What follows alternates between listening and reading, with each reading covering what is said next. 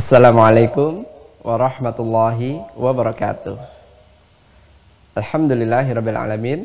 Wassalatu wassalamu ala Rasulillahil karim wa ala alihi wa sahbihi wa man wala, amma ba'd.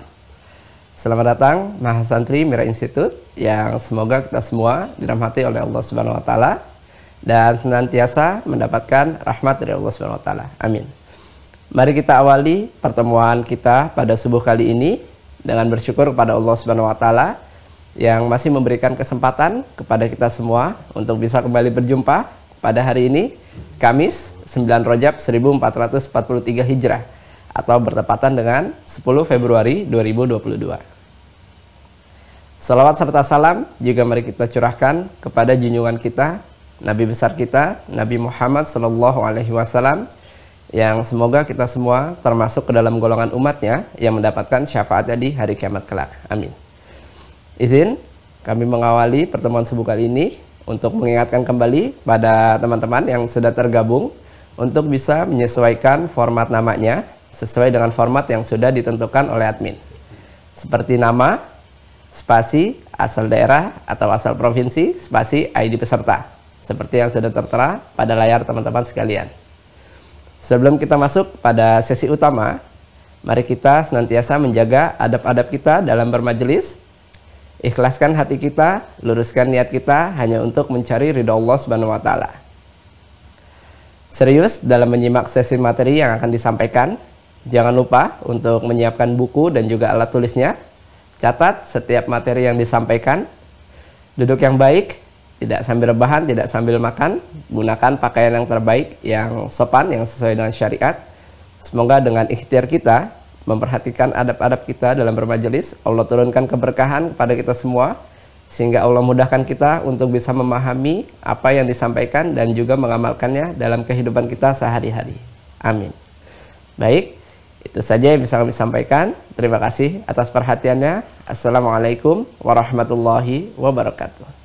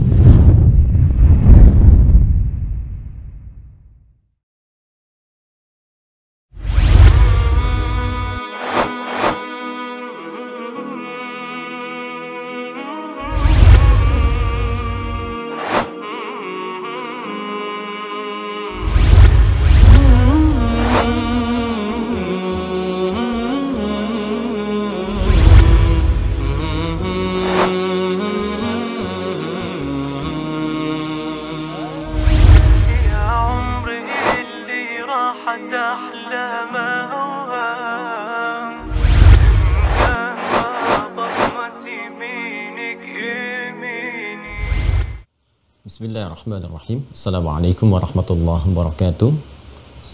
Alhamdulillahi rabbil alamin. Wassalatu wassalamu ala rasulillahil karim Sayyidina Muhammadin wa ala alihi wa sahbihi ajma'in wa ba'd. Fa ya ahbaballahi wa ahbaba rasulihi sallallahu alaihi wasallam, usi nafsi wa iyyakum bitaqwallahi faqad fazal muttaqun fala tamutunna illa wa antum muslimun. Faqala ta'ala ya ayyuhalladzina amanu taqullaha haqqa tuqatih wa la tamutunna illa wa antum muslimun. Saudara-saudariku, berjumpa kembali dalam kajian Mira di sesi kita subuh kali ini, waktu Indonesia bagian barat. Kita awali dengan bermohon kepada Allah Subhanahu wa taala, semoga Allah memudahkan seluruh apa yang kita pelajari, memberkahi dan juga meringankan kita untuk mengamalkan apa yang telah kita pahami dan telah kita pelajari. Semoga Allah memberikan kekuatan, hidayah, taufik kepada hamba-hamba yang berkehidupan namun belum beriman sampai dengan detik ini, agar mereka beriman bersyahadat sebelum wafat kembali kepada Allah Subhanahu wa taala. Semoga Allah juga merubah, melembutkan para pelaku maksiat untuk mau bertobat dan kembali meniti jalan terbaik untuk mendapatkan kemuliaan di sisi Allah Subhanahu wa taala. Di sesi kali ini kita akan mencoba untuk memasuki bab baru sebagai persiapan menuju Ramadan. Terkait dengan fikih salat, kita akan cukupkan terlebih dahulu dan melihat kondisi pada saat ini di Mira hanya tersisa kurang lebih 12. Tadi saya cek mungkin sudah mulai agak berkurang juga. Ada 12 lagi tempat untuk masuk di Ta'lim Mira, Ma'had Islam Rafiah Akhir. Dan bila sudah terpenuhi, nanti kita akan coba lakukan pendalaman di materi-materi yang telah kita pelajari sehingga kurikulum yang disajikan terfokus seperti apa yang telah direncanakan insya Allah. Dan ini kita telah semakin mendekat kepada Ramadan, kurang lebih hitungan hari, bilangan 50 harian lagi kurang lebih. Karena itu akan lebih baik kita sejenak untuk mengkhususkan kajian memasuki persiapan bulan Ramadan, yang dengan itu mudah-mudahan ketika sampai Ramadan harapan kita tinggal memaksimalkan apa yang telah kita pelajari dan mengimplementasikan semua rencana yang telah kita siapkan sehingga fokus kita hanya kepada ibadah dan maksimal bertakarub meningkatkan takwa kepada Allah, karena pengetahuan-pengetahuan terkait dengan Ramadan sudah kita tuntaskan. Dan ini sejatinya memang langkah-langkah yang dibimbing oleh wahyu demi mempersiapkan diri memasuki bulan Ramadan. Jadi penting untuk diketahui apa yang akan kita bahas untuk menguraikan terlebih dahulu bagaimana persiapan Nabi Shallallahu Alaihi Wasallam memasuki bulan Ramadan yang dibimbing langsung oleh Allah Subhanahu Wa Taala melalui turunnya wahyu. Seperti apa kondisi di Al-Madinah Al-Munawwarah di awal masa hijrah saat ayat puasa itu diturunkan oleh Allah Subhanahu Wa Taala kepada Rasulullah Sallallahu Alaihi Wasallam, dan bagaimana nanti kandungannya serta implementasi dari ayat dimaksud melalui penunaian ibadah puasa seperti diperintahkan oleh Allah, ditunjukkan oleh Nabi Sallallahu Alaihi Wasallam, dan menjadi kurikulum kehidupan yang kita tunaikan sebagai bentuk ibadah kepada Allah Subhanahu Wa Taala. Itu yang coba kita akan kaji, dan beberapa turunannya akan menyajikan menu-menu tersendiri ya. Dan insya Allah teman-teman sekalian yang sudah ke Mira, penting bagi saya untuk mengingatkan bahwa saat Anda masuk ke Uwah Corner itu kan Anda mendapatkan paket ya. Nah ini bukan paket biasa, saya sudah men-set dari awal itu akan ada kesesuaian dengan kebutuhan-kebutuhan pokok ya. Ini pendampingan dari catatan penuntut ilmu penting untuk diketahui. Selain ini menjadi bagian dari Anda untuk mencatat ya, catatan penuntut ilmu ini, di dalamnya nanti ada barcode-barcode ya terkait dengan kajian Aku Suka.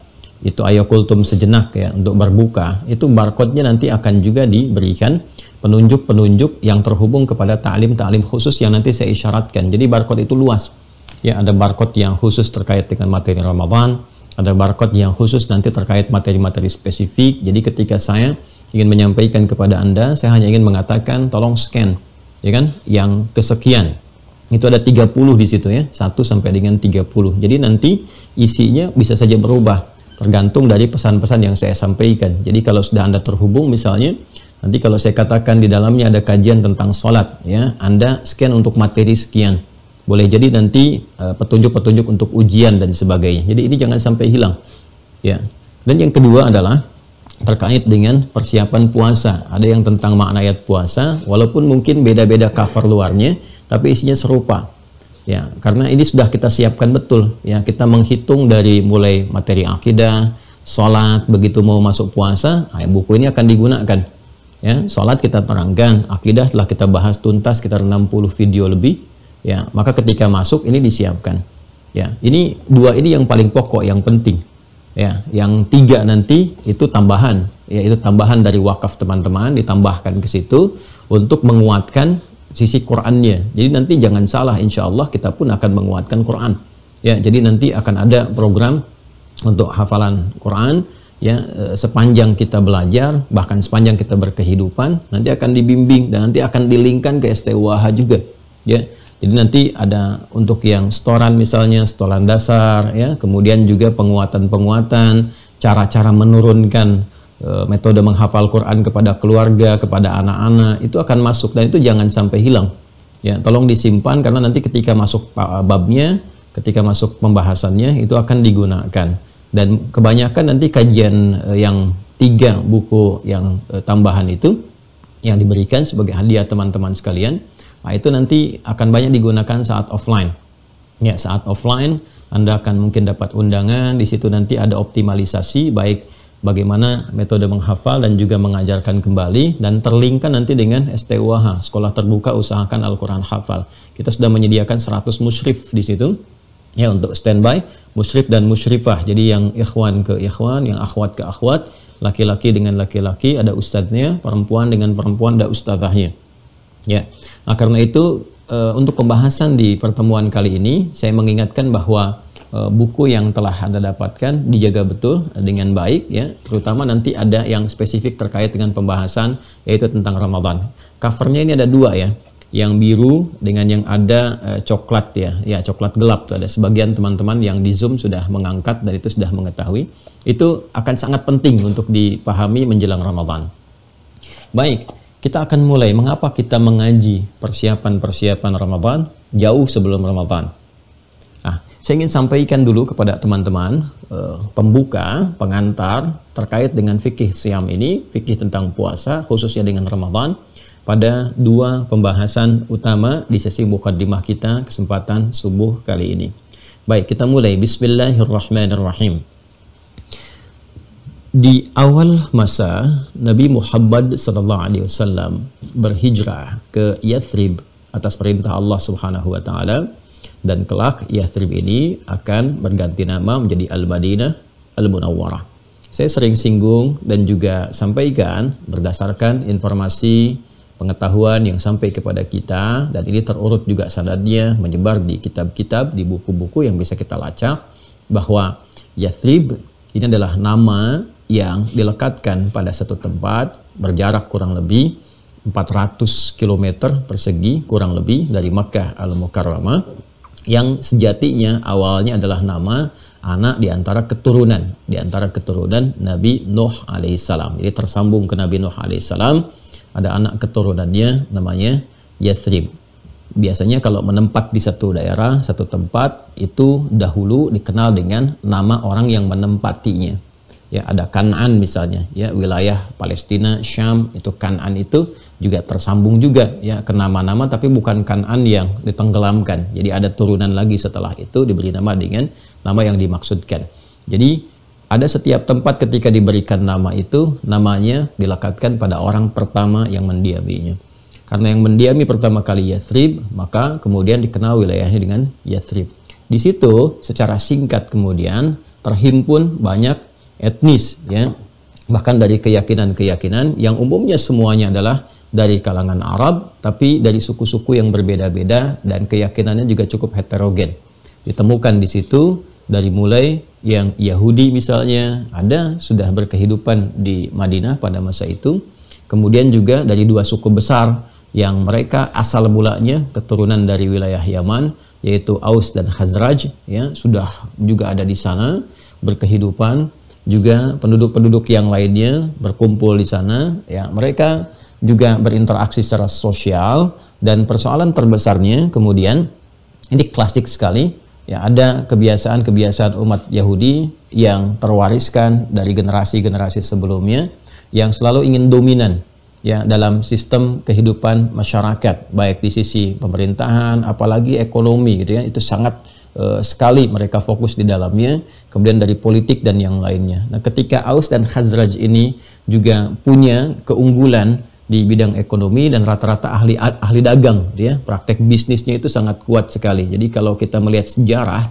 orang-orang turunan Yaman ini juga menguasai di bidang bisnis yang cukup baik. Nah, karena itu ketika bergaul, ya, terutama di pergaulan-pergaulan bisnis di sektor ekonomi ini, itu cukup luar biasa. Mereka bisa saling berimbang, kadang mengungguli dan sebagainya, sehingga tampil pada saat itu menjadi hartawan-hartawan terbaik, juga sukses di bidang bisnis. Nah, karakter-karakter yang melekat pada genealogi Yahudi yang berketurunan, kalau Anda simak apa yang pernah saya sampaikan dan belum kita teruskan ya, dulu berhenti di pengasuhan Nabi Musa alaihissalam ketika awal terlahir, itu ada karakter-karakter khas ya, di kalangan orang-orang Yahudi yang bahkan diabadikan dalam Al-Quran, di Quran surah kedua Al-Baqarah ayat 120 itu. Walan tarda ankal yahudu walan nasara hatta tattabi'a millatahum. Kan? Nah, itu untuk Yahudi pakai lan, ya, untuk Nasrani pakai la. Walan tarda ankal yahudu, dan sulit sekali, kan? Engkau tidak akan mendapati orang-orang Yahudi itu sulit sekali ridha, kan? Ridha itu dalam arti bisa menerima, kan? Bisa lapang. Dan ankal yahudu walan nasara, tidak juga orang Nasrani. Nah, yang ketika masuk kepada Nasrani itu menggunakan la, bukan lan. Jadi kalau lan itu padanannya dalam bahasa Inggris never, gitu kan? Tidak akan pernah diterjemahkan di dalam terjemahan mushaf. Kalau kita terjemahkannya agak cukup halus, yaitu sulit sekali, gitu kan? Walan tarda ankal yahudu, dan orang-orang Yahudi itu sulit sekali untuk memberikan kesempatan kepada kamu ridha, menerima, gitu kan? Dan tidak juga orang Nasrani, ya, tapi orang Nasrani menggunakan la. Kalau la itu masih ada peluang, jadi lebih mudah berinteraksi dengan orang Nasrani dibandingkan dengan orang Yahudi.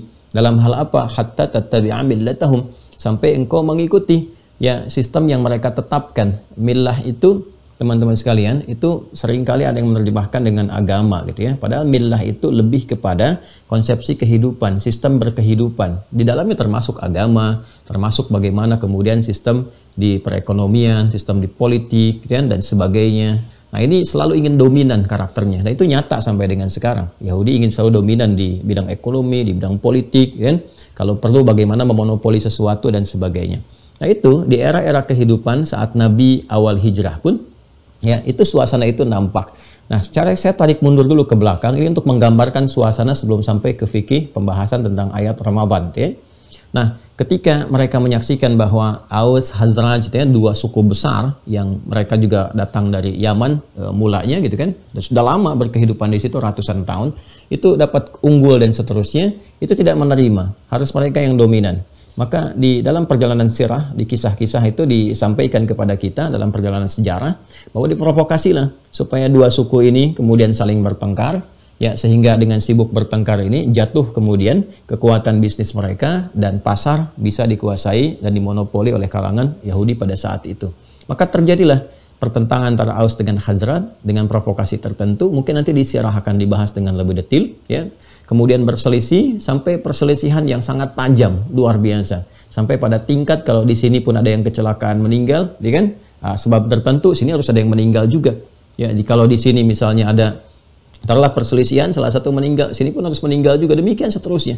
Itu berlangsung selama 600 tahun. Dan konflik yang diciptakan ini kemudian diambil keuntungan, ya, oleh pihak-pihak ini Yahudi untuk memonopoli pasar dan membuat sistem sesuka mereka.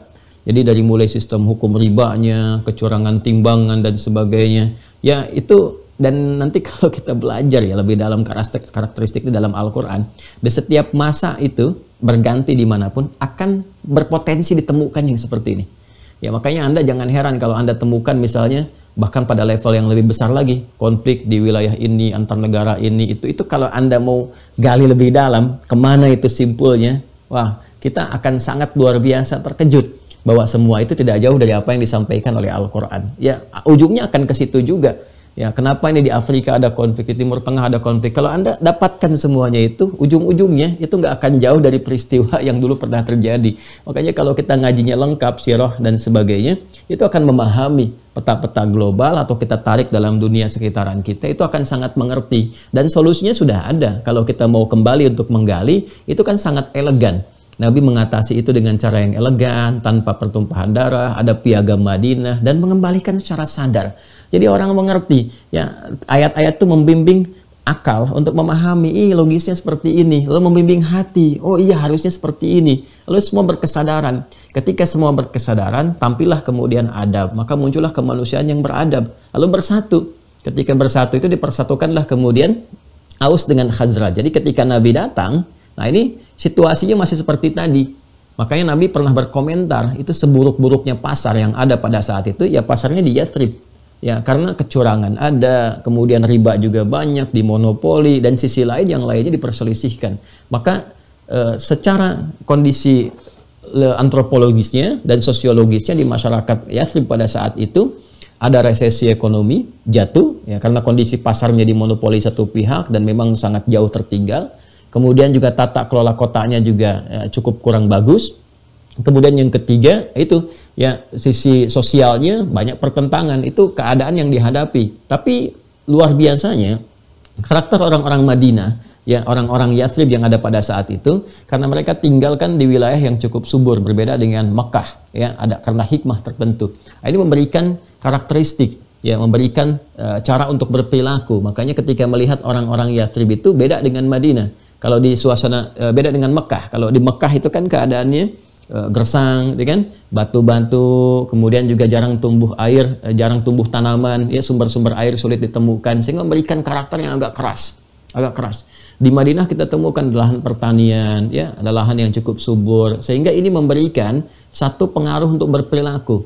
Ini sudah wajar, ya. Ada kan kajian juga khusus bagaimana lingkungan memberikan pengaruh terhadap karakter. Dan Nabi sudah berikan kepada kita petunjuknya. Ya kullu mauludin yuladu 'alal fitrah fa abawahu yuhawidanihi aw yunassiranihi aw yumajjisanihi. Nah, setiap manusia terlahir berdasarkan fitrahnya, maka lingkungan yang berada di sekitaran dia, bisa bapaknya, bisa keluarga besarnya, bisa kampus, ya, bisa juga tempat dia bergaul, itu mempengaruhi bagaimana dia berperilaku, bahkan bisa keluar dari fitrah, ya menjauh dari Allah, bisa memeluk keyakinan-keyakinan yang lain. Maka jangan heran kalau ada orang misalnya tinggalnya dekat wilayah pantai, tapi suara yang muncul bisa lebih keras. Orang dekat dengan ke hutan, orang dekat dengan suasana di perkotaan, itu karakteristik bisa memberikan pengaruh. Madinah seperti itu. Ya, karena itu ini menariknya dengan karakter demikian masih ada dalam berinteraksi itu, masih ada kelembutan, sopan, beradab dan sebagainya. Dan sebagian di antara mereka sudah menemukan secercah harapan, menemukan cahaya. Karena ada yang sudah datang ke Mekah, dapat info, menggali lebih dalam dan berbaiat kepada Rasulullah SAW. Jadi di tengah suasana umumnya keadaan di Yathrib pada saat itu, ya keadaan ekonomi yang tadi saya katakan ya cukup bahkan jauh di bawah resesi, kemudian juga ada konflik sosial yang berkepanjangan sudah 6 abad, 600 tahun belum selesai. Tapi ada harapan di antara mereka, ada yang sudah pernah ke Mekah, berbaiat pada Rasulullah dan menyiapkan fondasi. Ya, pondasi disiapkan di wilayah Yathrib itu untuk menerima kedatangan Nabi SAW. Jadi ketika datang Nabi itu memang sudah viral di kalangan Madinah. Orang Yahudi pun sudah tahu. Ya, karena jauh sebelum itu mereka sudah mengetahui bahwa di tahun-tahun sebelumnya itu kan di usia Nabi 53 tahun. Ya, 53 tahun.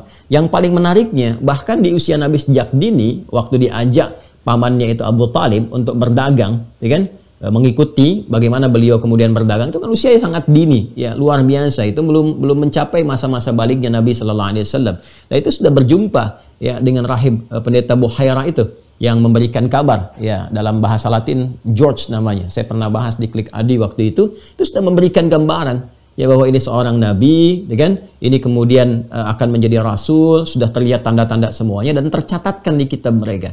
Makanya hal yang disampaikan oleh Al-Quran jelas pertama kali ketika memberikan informasi di Al-Baqarah ayat 146 itu. Ya, alladzina atainahumul kitaba ya'rifunahu kama ya'rifuna abna'ahum. Ya, orang-orang yang diberikan kitab kepada mereka, ini yang dimaksudkan Yahudi dan Nasrani, itu sudah mengenal sekali. Ya, tanda-tanda kenabian Nabi Muhammad SAW, bahkan seperti mereka mengenal anaknya. Jadi kalau Anda Bapak Ibu ya melihat anak-anak kan sudah mengetahui kan, oh ini anak saya, itu anak orang lain dan sebagainya. Itu persis mereka mengenali Nabi Muhammad itu dengan tanda-tandanya seperti mereka kenal anaknya. Jadi sudah tahu sebetulnya ya tentang Nabi Muhammad SAW itu. Jadi ketika Nabi datang pun ya orang-orang sudah menyambut dan sebagainya. Seperti kita tahulah kisahnya ya, viral dan seterusnya. Tapi Nabi dihadapkan pada kondisi yang tadi saya sampaikan. Dan dibimbinglah oleh wahyu, ya kan? Dengan izin Allah Subhanahu wa taala bagaimana mengatasi semua persoalan-persoalan tadi. Karena dasarnya sudah baik, tempatnya tadi sudah enak, karakteristiknya baik, maka persoalan tadi juga lebih mudah dan cepat diselesaikan dibandingkan kondisi-kondisi yang ada di Mekah. Hal pertama yang Nabi lakukan adalah bagaimana mempersaudarakan. Jadi selain nanti membangun pondasi berupa masjid, ya, yang ada sentra keislaman di dalamnya itu dari Masjid di Kuba pertama kali, kemudian Masjid Nabawi, ya, dan mempersaudarakan ini Aus dengan Khazraj. Jadi konflik yang terhubung tadi ya berlanjut ya selama 600 tahun itu, 6 abad itu selesai dalam masa yang sangat singkat saja, dalam tempo yang sesingkat-singkatnya dibimbing oleh Allah tuntas selesai. Nah, ini menarik sekali nih. Jadi Nabi mengatasi dulu ya persoalan sosialnya. Dia kan kalau perangkat di wilayahnya itu sudah baik, ya dari segi karakteristiknya, manusianya, tidak ada konflik, itu mudah menata. Ya, dan stabilitas itu bisa terjadi di surat Al-Quraisy itu, alladzi at'amahum min ju' wa amanahum min khauf. Jadi ada dua pokok. Alladzi at'amahum min ju', masyarakat itu kondisi negara, tempat keadaan bisa stabil. Pertama kalau ekonominya stabil, rakyat gak lapar. Kata Al-Quran tuh kalau rakyatnya gak lapar, masyarakatnya gak lapar, stabil ekonominya, itu bisa mendukung stabilitas negara, ya, stabilitas satu kawasan tertentu. Kemudian wa amanahum min khauf, gak ada konflik sosial. Ya, bisa tertib, bisa stabil. Jadi secara sosial juga stabil, nggak ada konflik. Politiknya mungkin juga kalau kita gali ke nuansa sekarang itu stabil, ekonominya stabil, itu lebih cepat mendorong kepada kemajuan, ya, kemakmuran dan seterusnya. Maka yang Nabi selesaikan pertama konflik sosial dulu, dibimbing oleh Allah Subhanahu wa taala. Dipersaudarakan Aus dengan Khazraj. Masya Allah, jadi bagaimana Anda bisa merasakan? Jangankan dalam suasana yang besar ya, suasana kebangsaan, kemasyarakatan, di rumah tangga aja suami istri, ada sedikit perbedaan pendapat, kemudian berselisih, lalu setelah itu berdamai, islah dalam bahasa Al-Quran, itu kan rasanya tenang luar biasa. Ya, bisa tertawa gembira, bisa kemudian bercengkrama kembali. Ya, kadang-kadang yang telah lalu itu jadi nostalgia gitu. Ya, ini 600 tahun, Anda bisa kebayang nggak? 600 tahun gitu, suasana itu, kemudian cair semuanya, dan mereka merasakan bagaimana kenikmatan bergaul dengan sosok Muhammad SAW. Ya, dapat karisma, dapat kebaikan dan sebagainya, sehingga dia topangan yang sangat kuat. Maka selesai ya persoalan konflik sosial yang ada pada masa itu. Lalu Nabi membuat keseimbangan di bidang ekonomi. Ya, Nabi kemudian memberikan satu miniatur pasar yang pada saat yang bersamaan di-compare juga dengan pasarnya orang-orang Yahudi. Jadi Nabi tidak menghancurkan pasar orang Yahudi, ya, tapi mendorong masyarakat sekitar untuk menciptakan keseimbangan, dibuat kemudian pasar yang baru, ya, di pasar itu diberikan kewajaran-kewajaran, harga yang bisa dijangkau masyarakat, keadilan, kejujuran dan sebagainya. Sehingga dengan sendirinya apa yang terjadi? Ini kan nggak bisa kemudian menyoal, ya, karena memang ini persaingan kan di bidang bisnis dan persaingannya terbuka. Ya, tidak pernah menampilkan misalnya sesuatu yang buruk, ya, respon-respon yang kasar, tidak berniat menghancurkan, hanya menampilkan apa adanya sesuatu yang baik. Pada akhirnya apa? Lama-kelamaan pasarnya orang Yahudi pun itu ikut sistemnya pasar yang dibuat oleh Nabi. Jadi harganya kemudian bisa sesuai, semuanya rata, jadi sejahtera lah. Pada saat itulah kemudian resesi ekonomi bisa diselesaikan, konflik sosial juga tuntas, maka berubahlah suasana itu menjadi suasana kota yang tadinya cukup tertinggal, jadi suasana kota tercerahkan, pasarnya maju gitu kan, memberikan kemudian atas sesuatu yang indah, inspirasi ya kepada banyak tempat. Kalau orang Arab mengatakan satu cahaya gitu kan, cahaya dalam bahasa Arab cahaya itu nur. Kalau ada inspirasi cahaya diberikan yang baik untuk orang disebut dengan munawwar. Ya, suasana kota disebut dengan Madinah karena ada taknya, maka munawwar pun ditambahkan tak di ujungnya. Maka dikenallah sejak saat itu dengan nama Al-Madinah Al-Munawwarah. Jadi berubah bagaimana risalah kenabian itu yang dibimbing oleh Allah Subhanahu wa taala mampu merubah satu tempat itu ya berubah jadi suasana kota berkemajuan dan mencerahkan serta memberikan inspirasi. Maka ketika suasana sudah enak ya mendapatkan aura-aura tadi, maka dibuatlah sebuah konsensus. Ya, konsensus kebangsaan, kemasyarakatan dalam bentuk piagam Madinah itu. Yang dulu akan mencoba di copy paste itu dalam bentuk piagam Jakarta saat awal kemerdekaan. Tapi itu nanti pembahasan yang berbeda. Kita fokus ke sini dulu, ya. Nah, di titik ini yang sangat menarik adalah ketika sudah ada piagam Madinah jadi maju dan sebagainya. Ya tadi yang saya katakan, ya, Yahudi itu kan punya genealogi yang terwariskan beberapa karakternya. Makanya kalau ngaji bab tentang Yahudi di Quran itu menjadi penting menurut saya itu. Sangat penting ya, dan semua kalangan terutama stakeholder atau kalangan dengan passion tertentu. Anda kalau bisnis harus tahu tuh kalau bisnis Anda tuh jangkauannya global ya. Kemudian kalau Anda di birokrat misalnya ya atau di pemerintahan dan sebagainya itu mesti mengerti karena ketika berhadapan dengan suasana global ya akan ada geopolitik nanti, geopolitik, geostrategis, geoekonomi dan sebagainya itu perlu diturunkan, ngajinya mesti tuntas. Kalau enggak siap hancur. Hancur. Karena terjadi dahulu. Apa yang terjadi? Pada masa lalu, itu ketika nampak suasana kesejahteraan, ya, sebagian kalangan itu nggak menginginkan. Maka nanti ada provokasi-provokasi yang dimunculkan. Siapa yang disentuh? Yang disentuh itu bukan orang Yahudinya lagi. Yang disentuh itu ternyata orang lokal yang ambisi ingin mendapatkan kedudukan, jabatan. Ya, siapa di antaranya? Nanti ada Abdullah bin Ubay bin Salul.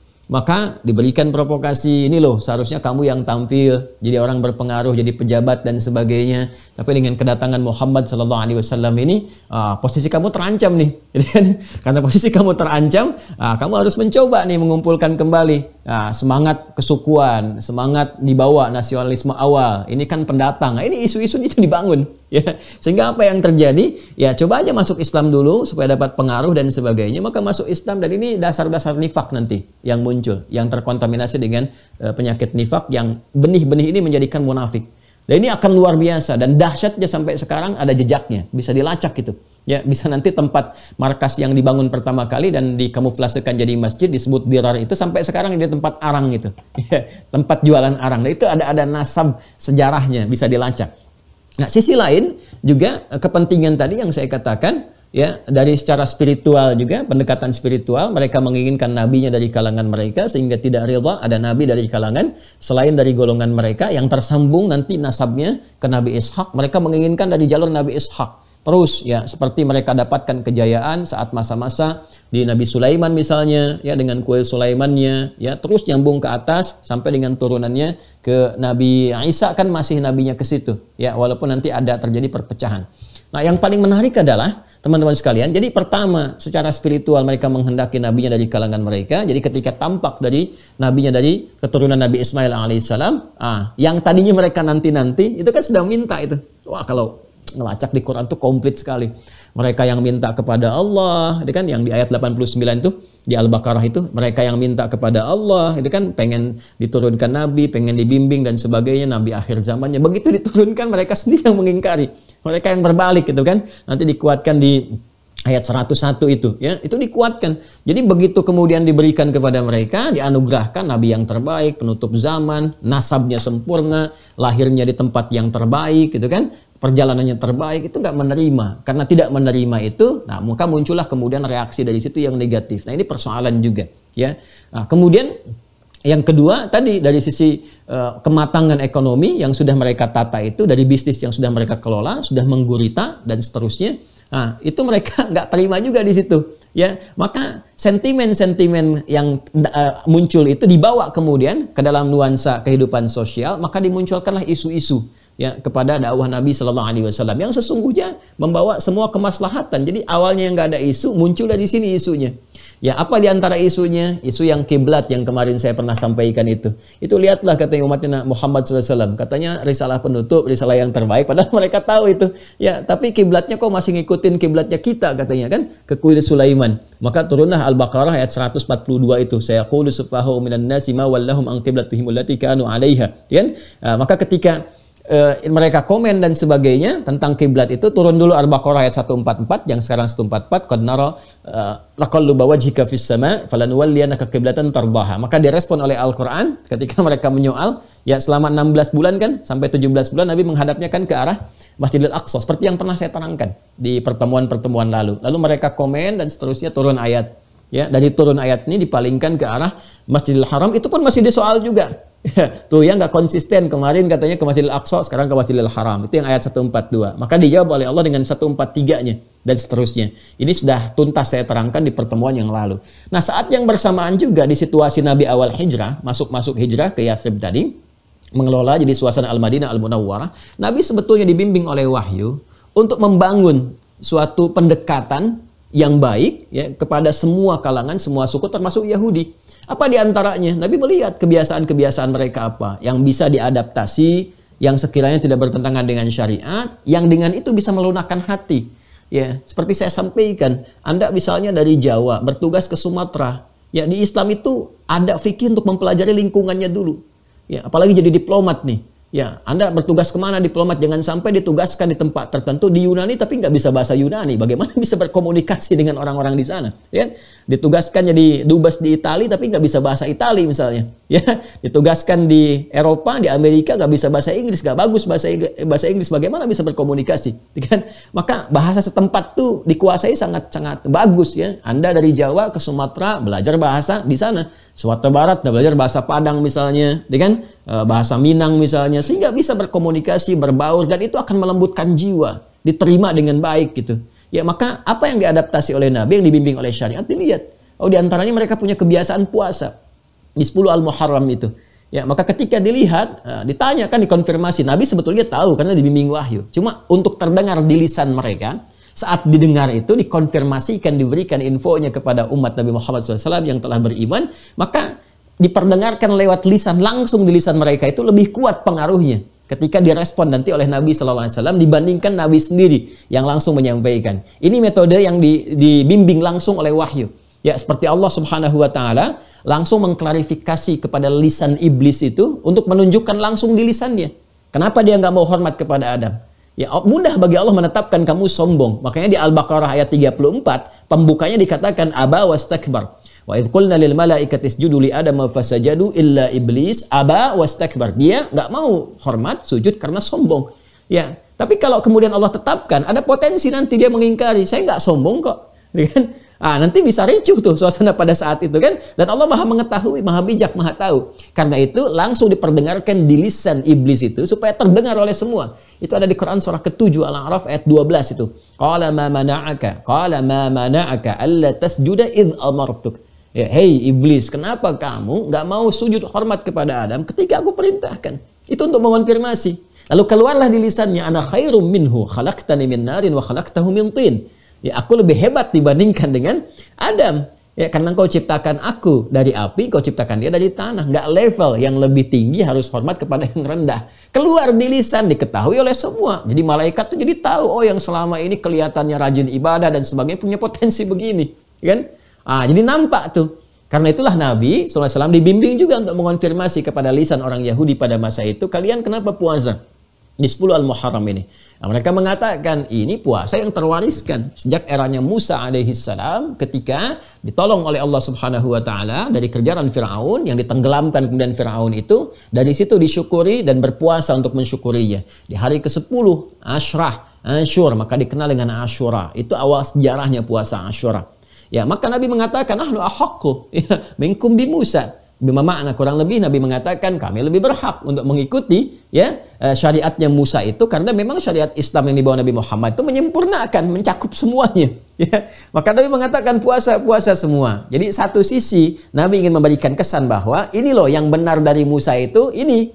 Ya. Jadi kalau Nabi, ini banyak sekali hikmahnya Masya Allah. Nabi perintahkan kepada umat pada masa itu, kalian ikut puasa. Puasa kata Nabi. Ya. Jadi satu tujuannya untuk menghadirkan, melunakkan pendekatan-pendekatan terbaik dengan mengadaptasi itu semua, jadi ada adaptasinya di dalamnya.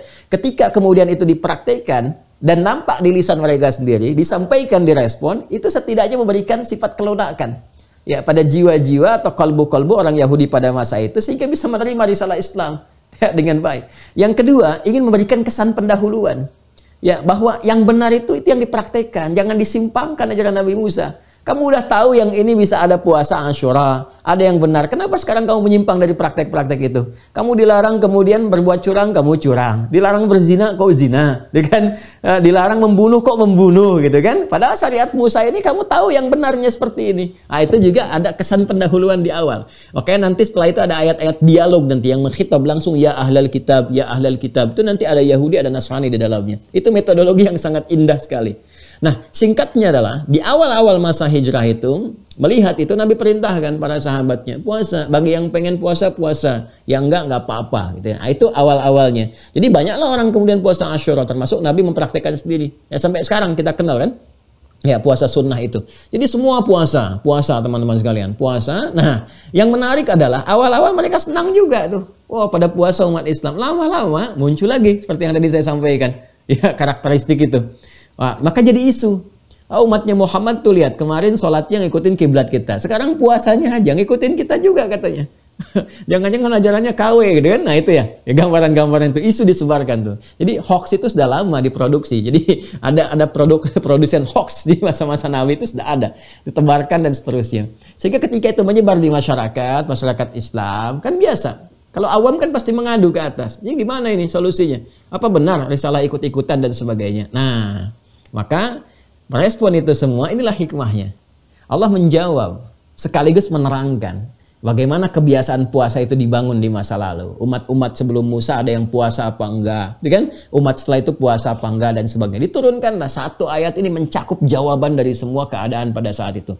Jadi meruntuhkan klaim Yahudi juga sebagai masyarakat atau kaum atau umat yang sebetulnya punya jasa dalam mewariskan puasa, dibantah nanti dengan satu ayat ini.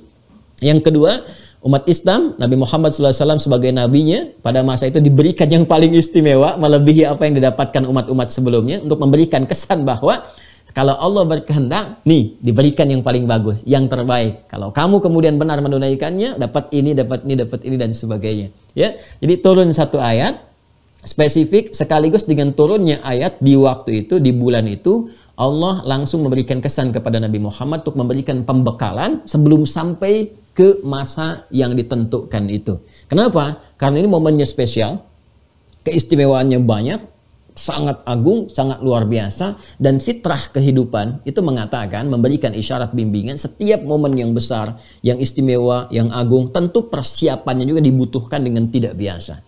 Ya, saya berikan kepada Anda momen besar di keluarga Anda anak mau nikahan, bukankah Anda siapkan jauh-jauh hari sebelumnya? Ada yang setahun sebelumnya, berbulan-bulan sebelumnya, kan? Anda mau pelantikan di jabatan tertentu, Anda siapkan sebelumnya itu. Ya, beli bajunya, macam-macamnya, tempatnya, dan karena spesial momennya. Nah, ini yang memberikan spesialnya itu Allah. Keistimewaannya diturunkan oleh Allah sendiri, langsung itu. Ya, ada bagaimana ampunan diberikan 24 jam, rahmat diturunkan, doa bisa dijawab, ada amalan yang bisa mencakup semua masa yang sangat lama gitu kan, bisa di-cover semuanya dan tertutup dosa-dosa yang telah lampau. Itu satu momen itu. Maka persiapannya pun jangan sampai ketika masuk kepada momentumnya baru siap-siap. Ya, maka ketika itulah kemudian diturunkan di bulan Sya'ban, di hari Senin, tahun kedua Hijrah. Nah, inilah teman-teman sekalian. Di bulan Sya'ban, tahun kedua Hijrah. Ada yang merinci di hari Senin. Ya. Sudah ya? Wah, ini Masya Allah nih. Lahirnya hari Senin, kan? Menerima wahyu juga hari Senin. Nanti puasa puja hari Senin, kan? Dan kemudian juga wafat Nabi SAW di bulan Rabiul Awal juga, bulannya serupa gitu kan. Baik, dan dilahirkan juga kemudian di hari Senin, karena itu beliau kemudian membiasakan untuk puasa yang dikenal dengan puasa Senin, sunnah hari Senin itu. Kembali ke sini. Maka diturunkanlah kemudian oleh Allah Subhanahu wa taala ya jawaban, anugerah sekaligus hal yang bisa memberikan keistimewaan pada umat akhir zaman dengan nabinya akhir zaman Muhammad sallallahu alaihi wasallam. Quran surah kedua Al-Baqarah ayat 183. Nah. Ya ayyuhalladzina amanu kutiba alaikumus syiyam kama kutiba alal ladzina min qablikum la'allakum tattaqun. Nah, ini Quran surah kedua Al-Baqarah ayat 183. Itu turunnya di hari Senin di bulan Sya'ban di tahun kedua Hijrah. Ya, 2 tahun setelah Nabi berhijrah ke kota Yathrib yang telah berubah menjadi Al-Madinah Al-Munawwarah. Baik, pelan-pelan. Nah, dengan turunnya kemudian ayat ini, maka sejak detik itu ditetapkanlah kemudian satu ibadah yang menopang pondasi keislaman yang disebut dengan as-syiyam atau puasa itu. Ditetapkan bulannya Ramadan, ya. Nanti dijelaskan di ayat 185-nya disebutkannya Ramadan, syahrul Ramadan. Di kewajiban ini yang 183 dirinci nanti di ayat 185 dengan menyebutkan nama Ramadannya. Ya. Ini turunnya sampai 184 nih, wa 'alal ladzina yutiqunahu ya. Ya, nanti penjelasan bulannya ada di ayat 185-nya. Ini dengan turunnya ayat ini, Quran surah kedua, ayat 183, 184, maka saat yang bersamaan, satu, ya, Allah memberikan respon secara langsung, yang respon ini menggugurkan, ya, klaim orang-orang Yahudi, yang pada saat itu membanggakan ritual yang telah kemudian mereka lakukan, yang diikutkan kepada syariat Musa alaihi salam, sekaligus juga ya dengan klaim yang dimaksudkan mereka mencoba untuk mereduksi nilai-nilai Islam sekaligus mengolok-olok dan sebagainya, direspon oleh Allah secara langsung yang menerangkan tentang bagaimana Musa diberikan risalah, bagaimana kekuatan dan keistimewaan puasa yang ditunaikan Musa dibandingkan dengan puasa yang sekarang, ya, yang sekaligus juga respon ini menggugurkan klaim orang-orang Yahudi. Nanti kita akan jelaskan detail turunan-turunannya, dan pada saat yang sama juga memberikan keutamaan melebihi keutamaan momentum puasa yang ditunaikan umat-umat sebelumnya. Jadi respon ini terhadap Yahudi banyak nanti hikmahnya. Ya, ada yang meluruskan, menyadarkan kembali tentang syariat Musa secara bersamaan. Begitulah Allah memberikan hikmah dari sebuah peristiwa terjadi begini, turun hikmah.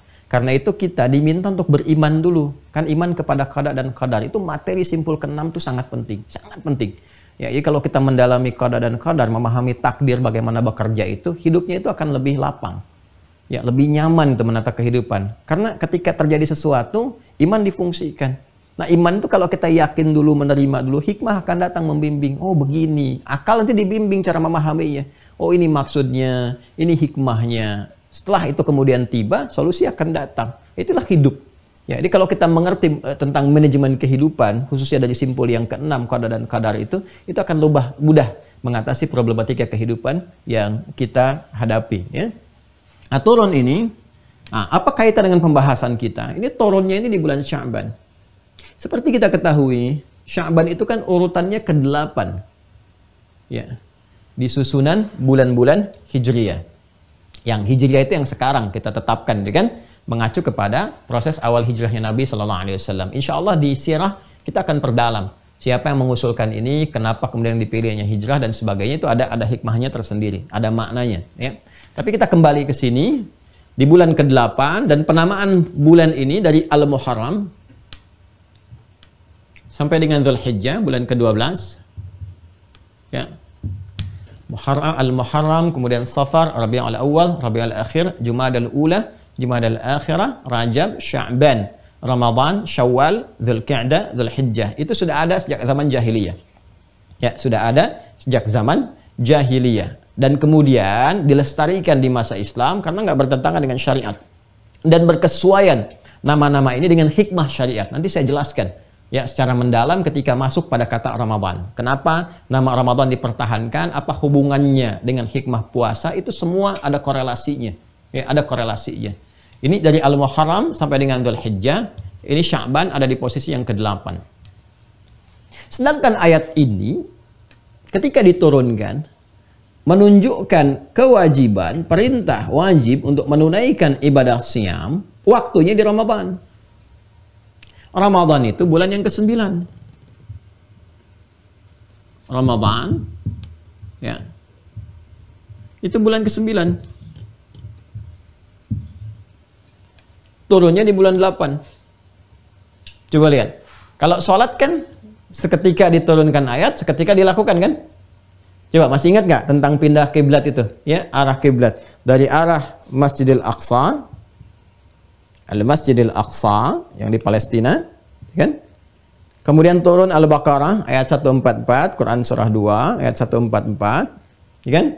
Nabi sallallahu alaihi wasallam sedang menunaikan sholat di salah satu tempat, turun ayat ini seketika dirubah, yang menghadap ke sini pindah, berubah 180 derajat menghadap ke Al-Masjidil Haram. Al-Masjidil Haram. Di ayat yang turun, prakteknya dilakukan seketika. Ya.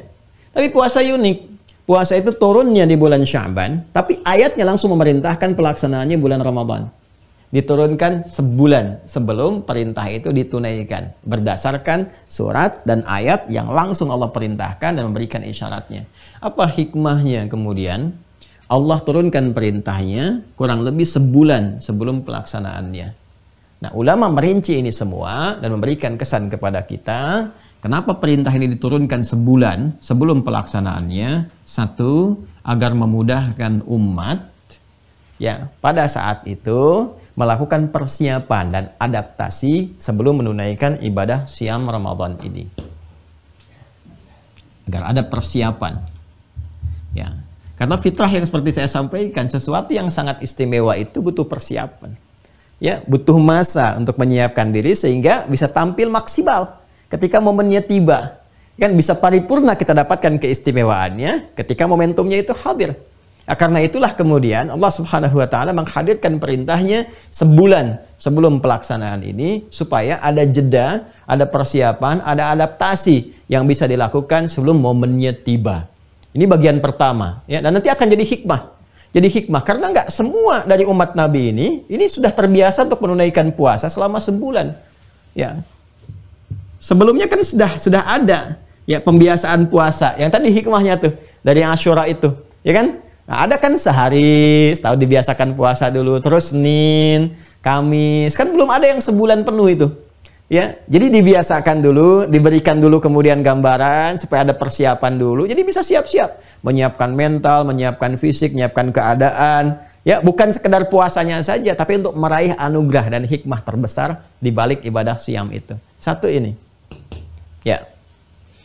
Kemudian yang kedua, juga untuk melihat, ya, untuk kita saat ini melihat bagaimana Nabi Shallallahu Alaihi Wasallam dibimbing oleh Allah pada saat itu langsung untuk memberikan pedoman kepada umatnya pada saat itu bagaimana menyiapkan Ramadan ini. Jadi selama sebulan ya sebelum Ramadan datang itu Nabi memberikan bimbingan, memberikan contoh penyiapan, kan? Sehingga dengan contoh yang Nabi sampaikan ini, dengan bimbingan-bimbingan, menerangkan keutamaan, kemudian Nabi praktekkan juga puasa di bulan Sya'ban ini untuk membiasakan sebelum sampai Ramadan. Nabi banyak, nanti ada hadis-hadis. Kita kalau sudah masuk nanti ke isinya, kita akan terangkan, tunjukkan dengan referensinya. Kitabnya mana, hadisnya apa. Ya kalau Anda lihat hadis Sayyidah Aisyah radhiyallahu taala anha ketika beliau menyampaikan, aku nggak pernah dapati Nabi SAW banyak berpuasa sunnah itu. Ya, bukan yang Ramadan kata beliau, banyak puasa di bulan Ramadan, banyak puasa di luar bulan Ramadan. Kalau Ramadan sempurna 30 hari karena wajib, di luar itu aku tidak melihat Nabi banyak menunaikan puasa kecuali yang aku lihat saat Sya'ban itu. Ya. Hikmahnya apa? Ternyata Nabi menyontohkan untuk melatih sebelum Ramadan supaya fisik terbiasa puasa dulu, memperbanyak. Ya. Jadi yang belum biasa dibiasakan dulu. Memperbanyak itu kan bisa relatif sesuai dengan keadaan kitanya. Ya, jadi hikmahnya apa? Sebelum puasa itu coba latihan dulu sebelum Ramadan tiba. Ya, bagi orang yang belum pernah puasa, puasa sehari itu udah banyak. Ya kan sebulan masanya tuh kurang lebih kan. Jadi bisa kita mulai dari yang nggak pernah puasa sehari dulu nih selama sepekan, Senin aja dulu.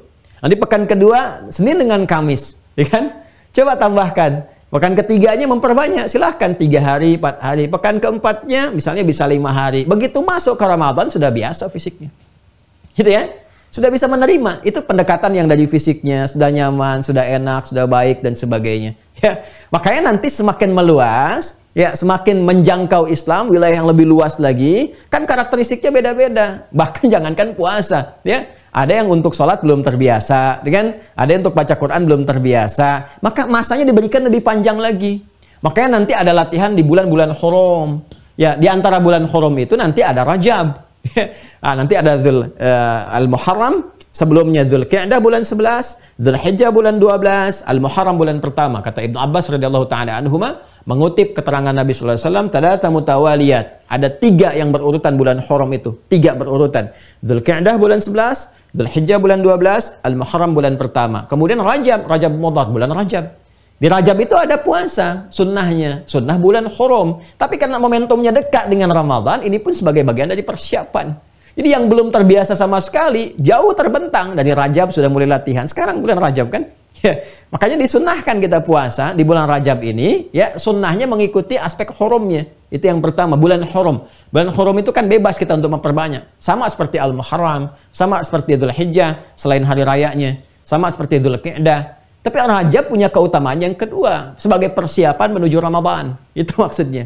Nanti puncak persiapannya di Sya'ban, diperbanyak lagi. Sehingga ketika Ramadan sudah lebih siap, lebih baik, sudah lapang. Ya, keadaan lapang menerima sesuatu, ya seperti saya analogikan begini nih. Ada tamu tuh mau datang. Tamunya penting tuh. Ya, tamunya penting, kemudian bawa sesuatu yang akan bermanfaat untuk kita. Anak kan siapin dulu kan? Ya, rumah ditata, diperbaiki, dibagusin, disiap-siapin makanan, tata keadaan kita supaya tamunya enak, nyaman. Bagaimana dia datang ke rumah seperti rumah sendiri, itu kan? Ya, walaupun nggak boleh ngepel, nggak boleh nyapu. Seperti rumah sendiri. Jadi, nikmati aja gitu kan? Nah, makanya orang Arab tuh mengatakan begini, ketika tamunya datang, marhaba, ahlan wasahlan. Nah, itu jangan dikira kalimat biasa itu. Ahlan wasahlan. Nih. Ya. Ini asalnya nazaltum ahlan wa halaltum sahlan. Ini bisa dibalik juga, bisa, boleh. Bisa halaltum sahlan, nazaltum ahlan, boleh. Ya, bisa dibalik juga, halaltum ahlan, nazaltum sahlan. Ini asalnya. Nazaltum ahlan. Anda telah tiba di sini, silahkan jadi bagian dari keluarga. Nazaltum ahlan. Halaltum sahlan. Anda mau ngerjakan apapun di sini, boleh halaltum. Dan silahkan semudah-mudahnya. Ya, mau ke toilet, aksesnya mudah. Mau ke dapur, aksesnya mudah. Mau ngepel, mudah juga. Nah, ini asalnya nih. Disingkat kemudian dengan ahlan wa sahlan. Jadi kalau Anda nyambut tamu ahlan wa sahlan, dianggap keluarga. Kasih akses yang mudah. Ya, jangan ahlan wa sahlan, mau ke toilet dipersulit. Mau minum, kemudian dikasih harga gitu kan, tidak. Kalau sudah ahlan wa sahlan, apalagi kalau ada di toko rumah makan ahlan wa sahlan gratis tuh. Ya, jangan sampai nanti ada ibu kandung pulang bayar. Ya, jadi kalau Anda pasang di restoran, di toko ahlan wa sahlan itu gratis tuh. Karena nazaltum ahlan, ke situ tuh jadi saudara, keluarga, dan aksesnya mudah semua. Ini gambaran ya. Lalu setelah itu mengatakan apa? Marhaban. Marhaban, ya, masya Allah, marhaban, marhaban. Nah, kalau marhaban umum sifatnya. Marhaban. Ya. Marhaban, marhaban itu dari kata rahaba asalnya. Ya. Rahaba itu keadaan asalnya, keadaan hati yang lapang. Yang lapang, yang luas, sehingga dapat menerima apapun keadaannya. Ya, jadi saya sering katakan kalau cawan hati kita itu luas, besar. Ya, masalah yang besar pun jadi kecil dan hanyut. Ya, sudah hilang gitu, meresap. Anda taburkan garam ke danau yang luas, yang airnya tawar, segar gitu, Anda tebarkan segenggam pun, itu sudah. Ya, sudah hanyut begitu saja dan tidak ada banyak pengaruh. Tidak ada pengaruhnya gitu ya. Tapi kalau cawannya kecil, ya, gelas yang kecil diberikan segenggam garam tadi, ya asin gitu. Ya. Nah, ini kalau orang Arab ingin mengatakan pada seseorang, ya silahkan jadi bagian dari keluarga, silahkan kemudian aksesnya mudah untuk mengerjakan apapun. Ini mohon ya, terima dengan kelapangan, dengan hati yang luas. Kami pun menerima Anda dengan kelapangan semuanya. Kalau ada kurang-kurang, mohon maaf ya. Di keadaan yang melapangkan semua hati, sehingga mudah menerima apapun respon dari tamu itu. Ya, kita mengatakan, Anda bagian dari keluarga, akses semudah-mudahnya, Anda ingin bersikap apapun, kami sudah melapangkan. Karena lapang ini mudah menerima apapun. Respon tamu begini, mudah diterima. Respon tamu begitu, mudah untuk diterima. Ini marhaban. Ya, karena itu orang Arab mengatakan, bisodrin rahib. Dengan hati yang sangat lapang. Sodrin rahib. Hati yang lapang. Kalau kita ingin berusaha melapangkan hati, sehingga apapun yang datang, itu bisa kita terima. Mau diperintahkan, kita terima. Mau dilarang, kita terima. Ya kan? Mau diarahkan, kita terima. Pokoknya sami'na wa ata'na. Apapun yang diperintahkan, dikerjakan.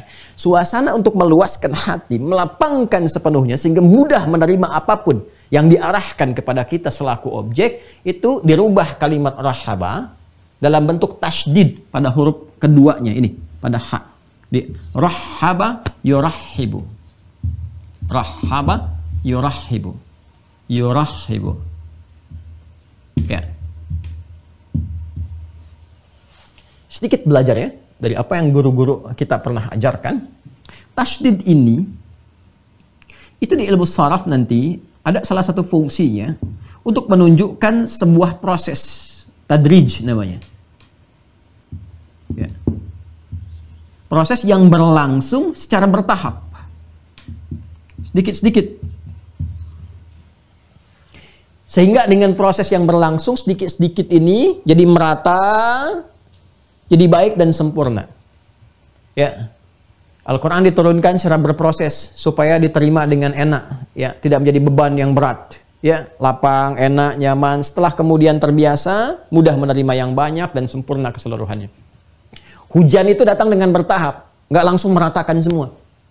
Setelah bertahap, rata, kelihatan bersih. Karena itu turunnya hujan, aturan cuaca di Quran menggunakan tasydid juga. Di Quran surah 31 di ayat 34. Innallaha 'indahu 'ilmus sa'ah wa yunazzilul ghaits. Pakai tasydid wa yunazzilu. Ya. Nah, ini kalau sekarang kita turunkan makna ini, rahaba yurahibu pakai tasydid, artinya apa? Usaha yang serius, tasydid menunjukkan juga keseriusan, kesungguhan.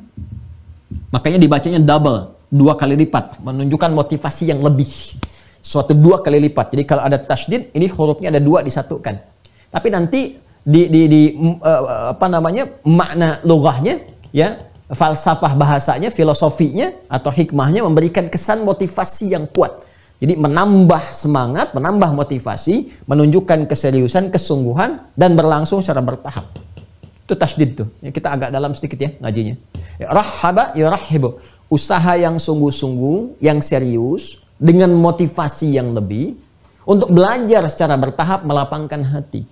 Sehingga dengan keadaan lapang ini, apapun yang diperintahkan, diberikan, dia dilarang bahkan kepada kita, udah siap menerima apa saja, apapun itu.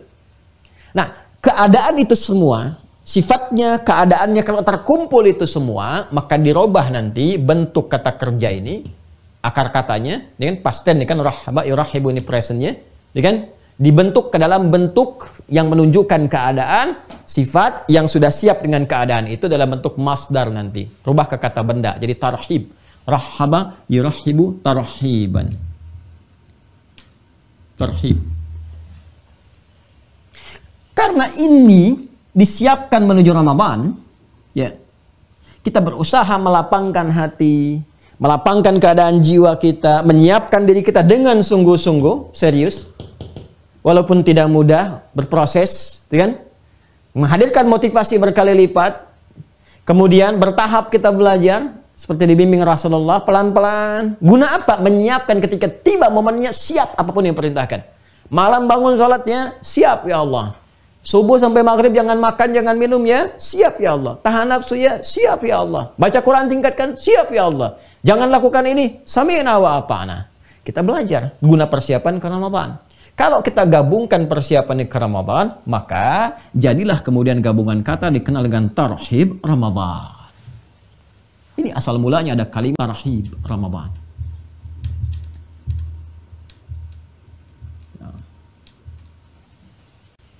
Nah, sekarang tahu ya? Ya kan? Selama ini kita dengar tarhib, tarhib, tarhib, ya kan? Jadi kalau sudah masuk tarhib, yang dibahas persiapan Ramadan. Ya, dari mana kita bisa mendapatkan suasana lapang itu sehingga kita bisa katakan ketika Ramadan tiba, marhaban. Ya, Allahumma ahillahu alaina bil yumni wal iman wassalamati wal islam, rabbi wa rabbukallah, ya kan? Marhaban, marhaban ya Ramadan, ya kan? Marhaban, marhaban dan ya Ramadan, begitu tarawih absen. Ya, ini marhaban, marhaban Ramadan, begitu diminta tilawah ketinggalan, update status iya, update Quran tidak. Jadi masalah itu bukan marhaban namanya. Jadi kalau sudah marhaban itu semua sudah lapang. Ya, sehingga penting bagi kita untuk belajar bagaimana sih Nabi memberikan pedoman tarhib ini seperti apa dari Nabi. Ya, pedomannya bagaimana? Ini yang bisa kita lacak. Di sebelum Ramadan bagaimana Nabi mengarahkan, membiasakan, menunjukkan keistimewaan. Ini di malam ini ada apa keutamaannya? Di sahur itu keutamaannya ada apa? Kan? Saat berbuka bagaimana cara berbuka yang baik? Bagaimana cara menjalani puasa yang benar? Itu dibahas. Dan dipraktekkan dulu. Makanya kata Sayyidah Aisyah itu di bulan Sya'ban, banyak Rasulullah itu mempraktekkan puasa sunnah.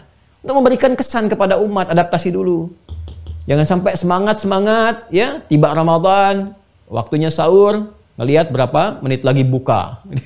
Sebenarnya berjalan tuh ngelihat perjalanan jam aja. Ya, baru sahur dan nanya buka. Jam berapa nanti maghrib? Itu baru sahur. Anda bisa kebayang nggak? Harusnya orang-orang yang sudah marhaban tuh sudah menikmati amalan, sudah siap tuh. Apa yang dia siapkan agenda untuk Ramadan ini? Dia siapkan.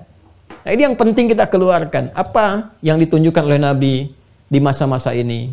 Bagaimana menguatkan kepada umat sehingga menghasilkan kualitas umat yang luar biasa. Dan momentum-momentum besar itu terjadinya dalam pelatihan Ramadan. Karena semua terlatih. Jasmani terlatih secara physically, kan? Akal terlatih, tajam itu. Jadi orang puasa itu ternyata akalnya tajam, makin lebih pintar. Puasa membuat lebih pintar. Ya. Kemudian fisik itu lebih semangat dan roh itu lebih kuat. Karena kan fungsinya roh dari dalam. Kalau rohnya bagus, semua bagus. Ya, karakter moralnya itu bagus, itu didorong akalnya kuat. Literasi banyak, karakter kinerganya itu lebih kuat lagi. Makanya momen besar itu banyak terjadi saat Ramadan. Coba lihat perang Badar itu kapan terjadi? Saat Ramadan. Ya, Fathu Mekah. Ya, banyak turunannya. Jangan salah loh, ini Masya Allah, ini Indonesia tuh anugerah luar biasa. Jadi saya tuh sering kali kalau membahas tentang taklim, ajaran Islam, itu selalu memberikan sisipan atau penguatan pada nilai-nilai kebangsaan. Karena banyak momentum besar itu diraihnya ya berdasarkan ada momentum-momentum besar di Islam. Ya, hari-hari besar Islam, hari-hari mulia. Ini kan kemerdekaan itu diproklamasikan hari apa? Jumat kan. Jangan salah, itu bulan Ramadan. Ramadan, jadi banyak hal. Ya, kalau kita mau jujur sih, mengambil momen-momen besar, ya misalnya hari libur ini, umat Islam Indonesia tuh khatam betul toleransi itu. Ya, momen apa yang kurang bagi kita? Di luar negeri itu, kalau kemanapun kita berada, rata-rata itu hari liburnya adalah hari-hari yang digunakan mereka untuk beribadah. Ya, kalau dalam bahasa kita bersyukur pada Tuhannya gitu kan. Ya, di Arab liburnya Jumat, karena ibadah mayoritas umatnya hari Jumat. Ya, Jumatan. Ya, kemudian di Eropa, di Amerika, di Eropa umumnya hari apa? Hari Minggu. Ya, karena dasarnya Minggu itu untuk ibadah bagi mayoritas umatnya. Di kita, Masya Allah, umat Islam itu toleran sekali. Ya, walaupun kita menyadari kemerdekaan itu harinya hari Jumat, mayoritasnya umatnya Islam ibadahnya hari Jumat, tapi tetap liburnya dikasihnya hari Ahad, Minggu. Ya, jadi saya sering katakan jangan ajarkan umat Islam Indonesia tentang toleransi, sudah khatam gitu, kecuali khatamnya ini dirusak supaya khatam tidak berkualitas. Ini yang jadi persoalan, ini yang kita perbaiki. Tapi kita memperbaiki dengan cara yang baik, ya, dengan cara yang elegan, tidak menampilkan sesuatu yang buruk dan sebagainya, sehingga kelihatan moralitas kita itu terlihat bagaimana akhlak umat Islam itu menampilkan dengan kepribadian yang baik. Ini saya ingin memberikan kesan bagaimana Allah Subhanahu wa taala memberikan anugerah kepada kita. Ya, balik ke sini ya. Balik ke sini. Jadi inilah tarhib. Ini hikmahnya. Kenapa diturunkan di awal tuh di bulan Sya'ban? Ya, bulan ke-8. Di antara hikmahnya untuk persiapan adaptasi ya masyarakat umat pada saat itu, dan jadi contoh untuk umat setelahnya bagaimana menyiapkan sebelum Ramadan. Jadi kita bisa tarik dari sekarang ya, karakternya bagaimana, di karakter keluarga dulu, jangan jauh-jauh di keluarga ya. Mungkin ada anak yang belum pernah puasa sebelumnya, ada yang baru masuk Islam. Alhamdulillah di masa-masa ini Rajab, Sya'ban tuh biasanya insya Allah selalu ada, itu selalu ada saja. Nah, ini bisa latihan sebelum datang Ramadan ya, karena ini sunnah sangat fleksibel. Kayak dari anak-anak, mungkin ada yang balik, Ramadan tahun ini sudah mulai wajib, latih dulu, bulan Rajab sekarang latihan. Kalau sunnah latihan, gak harus dipaksa-paksa untuk menyempurnakan sampai maghrib, bertahap, sampai dia mampu dulu, menyesuaikan. Ya, jadi kadang-kadang ada anak dilatih sampai zuhur dulu, kan? Zuhur buka, nggak apa-apa. Nanti besoknya naik ke asar. Ya, asar kan sekarang jam 3:30 ya, kurang lebih kan, 15.30. Ya, nggak apa-apa, mampunya sampai asar. Jangan Anda paksakan, ayo nah, pahalanya besar, pahala besar tapi lapar gitu kan. Ini kalau udah sunnah, anak-anak itu nggak buka ya buka aja, mau dia jam 4, jam 5, jangan dipaksakan sampai dia tertidur gitu kan. Sampai karena Anda kasih, pokoknya kalau nyampe maghrib, mami kasih 200.000. Nah, ini bagaimana kelapar nih, kalau ke dokter nanti jadi masalah, obatnya bisa 2 juta. Jadi berikan pencerahan yang baik. Ini asalnya, inilah persiapannya, adaptasi. Jadi tarhibnya. Ya. Jadi kalau dia baru awal-awal zuhur, alhamdulillah, berikan motivasi, Masya Allah. Saya selalu katakan pada anak-anak itu, Kak, Masya Allah ya, Mbak Buya itu waktu kecil, usia kakak Mbak ini, nggak pernah bisa sampai seperti sekarang. Kalian luar biasa deh. Nih hadiahnya nih. Walaupun mungkin baru sampai zuhur, sampai asar. Setelah itu mereka termotivasi, enak, nambah lagi, sempurna deh sampai maghrib. Jadi Rajabnya dapat, misalnya mereka membiasakan, walaupun baru Senin dengan Kamis. Ketika masuk Sya'ban mulai tambah sedikit lagi, Ramadan, khatam. Jadi ketika masuk Ramadan itu bukan latihannya, Ramadan bukan lagi latihan, Ramadan sudah siap mengeksekusi. Ya. Nah, sekarang tugas kita saat ini adalah untuk menurunkan ini. Pedoman seperti apa yang Nabi sampaikan kepada umat beliau sebelum masuk Ramadan itu, yang memberikan motivasi kepada umat untuk menyiapkan diri dengan serius, sungguh-sungguh secara bertahap guna menuju Ramadan itu. Apa yang disampaikan Nabi? Bagaimana Nabi memberikan motivasi? Seperti apa memetakan program sehingga saat Ramadan itu jelas. Ya, kita nggak gampang ketika masuk Ramadan. Jadi orang Islam itu harus tahu apa yang mau dikerjakan. Dia tahu mengukur sahur jam berapa karena dia sudah punya agenda. Di antara sahur itu, setelah sahur menuju subuh, dia tahu apa yang harus dia kerjakan. Bagaimana dia mengatur tarawih yang enak di malam hari, dia sudah siapkan. Bagaimana dia menyiapkan agenda setiap hari sampai selesai Ramadan, dari mulai fajar itu sampai dengan ke maghrib, dia sudah tahu apa yang dia kerjakan. Ya, sehingga jangan sampai Anda pergi, orang dulu bekerja juga. Tapi nggak ada yang menghabiskan waktunya di musola untuk istirahat. Masuk kantor, masuknya yang dicari musola untuk tiduran, nunggu sampai selesai, ya. Kemudian menyampaikan dalil dengan hadis palsu, ya, niyamus shaimi ibadatun, tidurnya orang puasa itu adalah ibadah. Ya.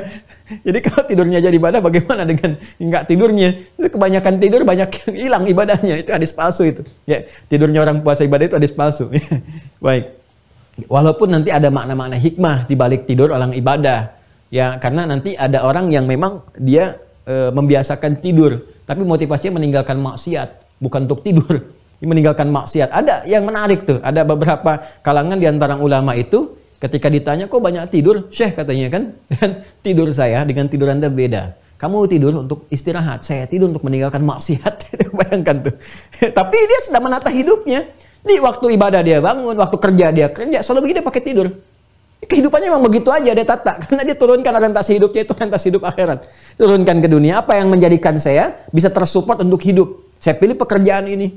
Ya, saya nggak akan pedulikan orang. Yang penting saya kerja untuk hidup saya tata untuk keluarga saya. Dia jalani itu sampai dia meninggal. Jadi dia bikin skema kehidupan, dia bikin kemudian alurnya, dia petakan waktunya, jam sekian saya ibadah, jam sekian saya kerja, jam sekian saya aktivitas, sekian saya makan, sisanya saya pakai tidur. Dan niat tidurnya menghindari maksiat. Ya. Jadi kalau orang sekarang tidur ya tidur gitu kan. Nah ini menarik nih ya, pola orang dulu tuh. Makanya saya sering motivasi ya, kita biasakan, saya, Anda, kita. Cobalah baca buku-buku dulu tuh. Ya, saya lihat literasi sekarang, saya kan suka menyempatkan ya untuk ke toko-toko buku itu. Dari mana aja yang besar, yang biasa ini saya suka datangi. Suka lihat tuh buku-bukunya. Saya sangat sedih kalau melihat literasi sekarang itu. Jauh kualitasnya. Jauh. Kadang-kadang orang nulis itu asal jadi aja gitu. Apa yang diharapkan dari situ? Jadi sekarang tidak memberikan edukasi. Buku-buku sekarang umumnya, ya walau nggak semuanya, walau tidak semuanya, itu tidak mementingkan kualitas. Yang penting kadang-kadang gimana dilihat judulnya supaya laku. Orientasinya materinya. Dia nggak memberikan sebuah kesan edukatif. Ya, ini yang harus kita gali lagi. Saya lebih senang baca buku-buku dulu itu. Karena inspiratif sekali. Kisah orang-orang soleh, 40 kisah orang ini begini. Ya, saya kira patut dikembalikan itu. Ini kan kalau sudah kualitasnya menurun, itu memberikan kesan tentang citra keadaan orang di masa kini. Jadi bahaya kalau sampai penulisnya cendekiawannya hanya ngejar urusan materi, tidak sampai ke kualitasnya. Ini bahaya. Karena tidak memberikan kesan edukatif kepada masyarakat yang membacanya. Ya. Ini teman-teman, kembali ke sini ya. Mohon maaf ya kalau sedikit kadang kita ingatkan, karena saya sering dapat pertanyaan, Ustaz referensinya di mana? Ini di mana? Akhirnya apa yang saya lakukan? Saya menghimpun aja dulu. Saya beli aja buku-buku jadul yang ada. Dan kita lihat, lalu kita rangkum jadi satu. Insya Allah Anda bisa dapatkan. Yang makna ayat puasa itu dari 2012, itu paling lama buku yang saya tulis. 9 tahun baru kemudian dicetak itu.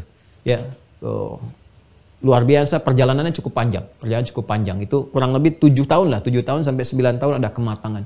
Mau dicetak, dapat ini lagi, dan sebagainya. Itu sesuatu yang sangat menarik. Makanya dalam, nanti kita akan lihat. Kita akan kaji ya secara mendalam. Nah ini teman-teman yang akan kita turunkan.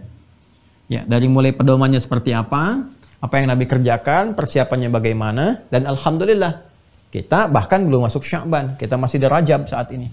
Di Rajab. Ya, Rajab itu kan ta'zim. Ya, ta'zim seakar dengan tarjib. Rajabun mudhar. Bulannya disebut Rajab, maknanya disebut tarjib. Tarjib. Bimakna ta'zim. Bimakna at-ta'zim. Ya. Suatu yang agung, yang besar. Yang diagungkan oleh kaum Mudhar pada saat itu untuk menjaga keagungannya. Tuh, maka di tarjib ini kita melakukan tarhib sejak jauh-jauh hari. Karena kematangan diri kita beda dengan umat-umat yang dulu. Ya, masa Nabi itu, bulan Sya'ban itu turun, butuh sebulan, karena jiwanya sudah sami'na wa ata'na. Ya, sudah hatam, akidahnya sudah kuat, diperintahkan apa aja sudah siap, tinggal adaptasi saja. Umat sekarang kan sami'na wa nanyaina. Kami dengar, kami tanya, gitu kan. Sami'na wa sa'alna, ya, kami dengar, kami masih konfirmasi dulu. Ini persoalannya, makanya perlu waktu yang lebih. Akan lebih baik di Rajab ini sempurnakan dulu. kuatkan dulu hatinya, cawannya diperluas dulu, dilebarkan dulu. Lalu belajar pelan-pelan, ikuti pedomannya. Ramadan kita sudah siap. Kalau orang-orang dulu itu Ramadan sudah meminimalkan ya pengajian itu. Karena semua udah ngaji sendiri, ilmunya sudah ada.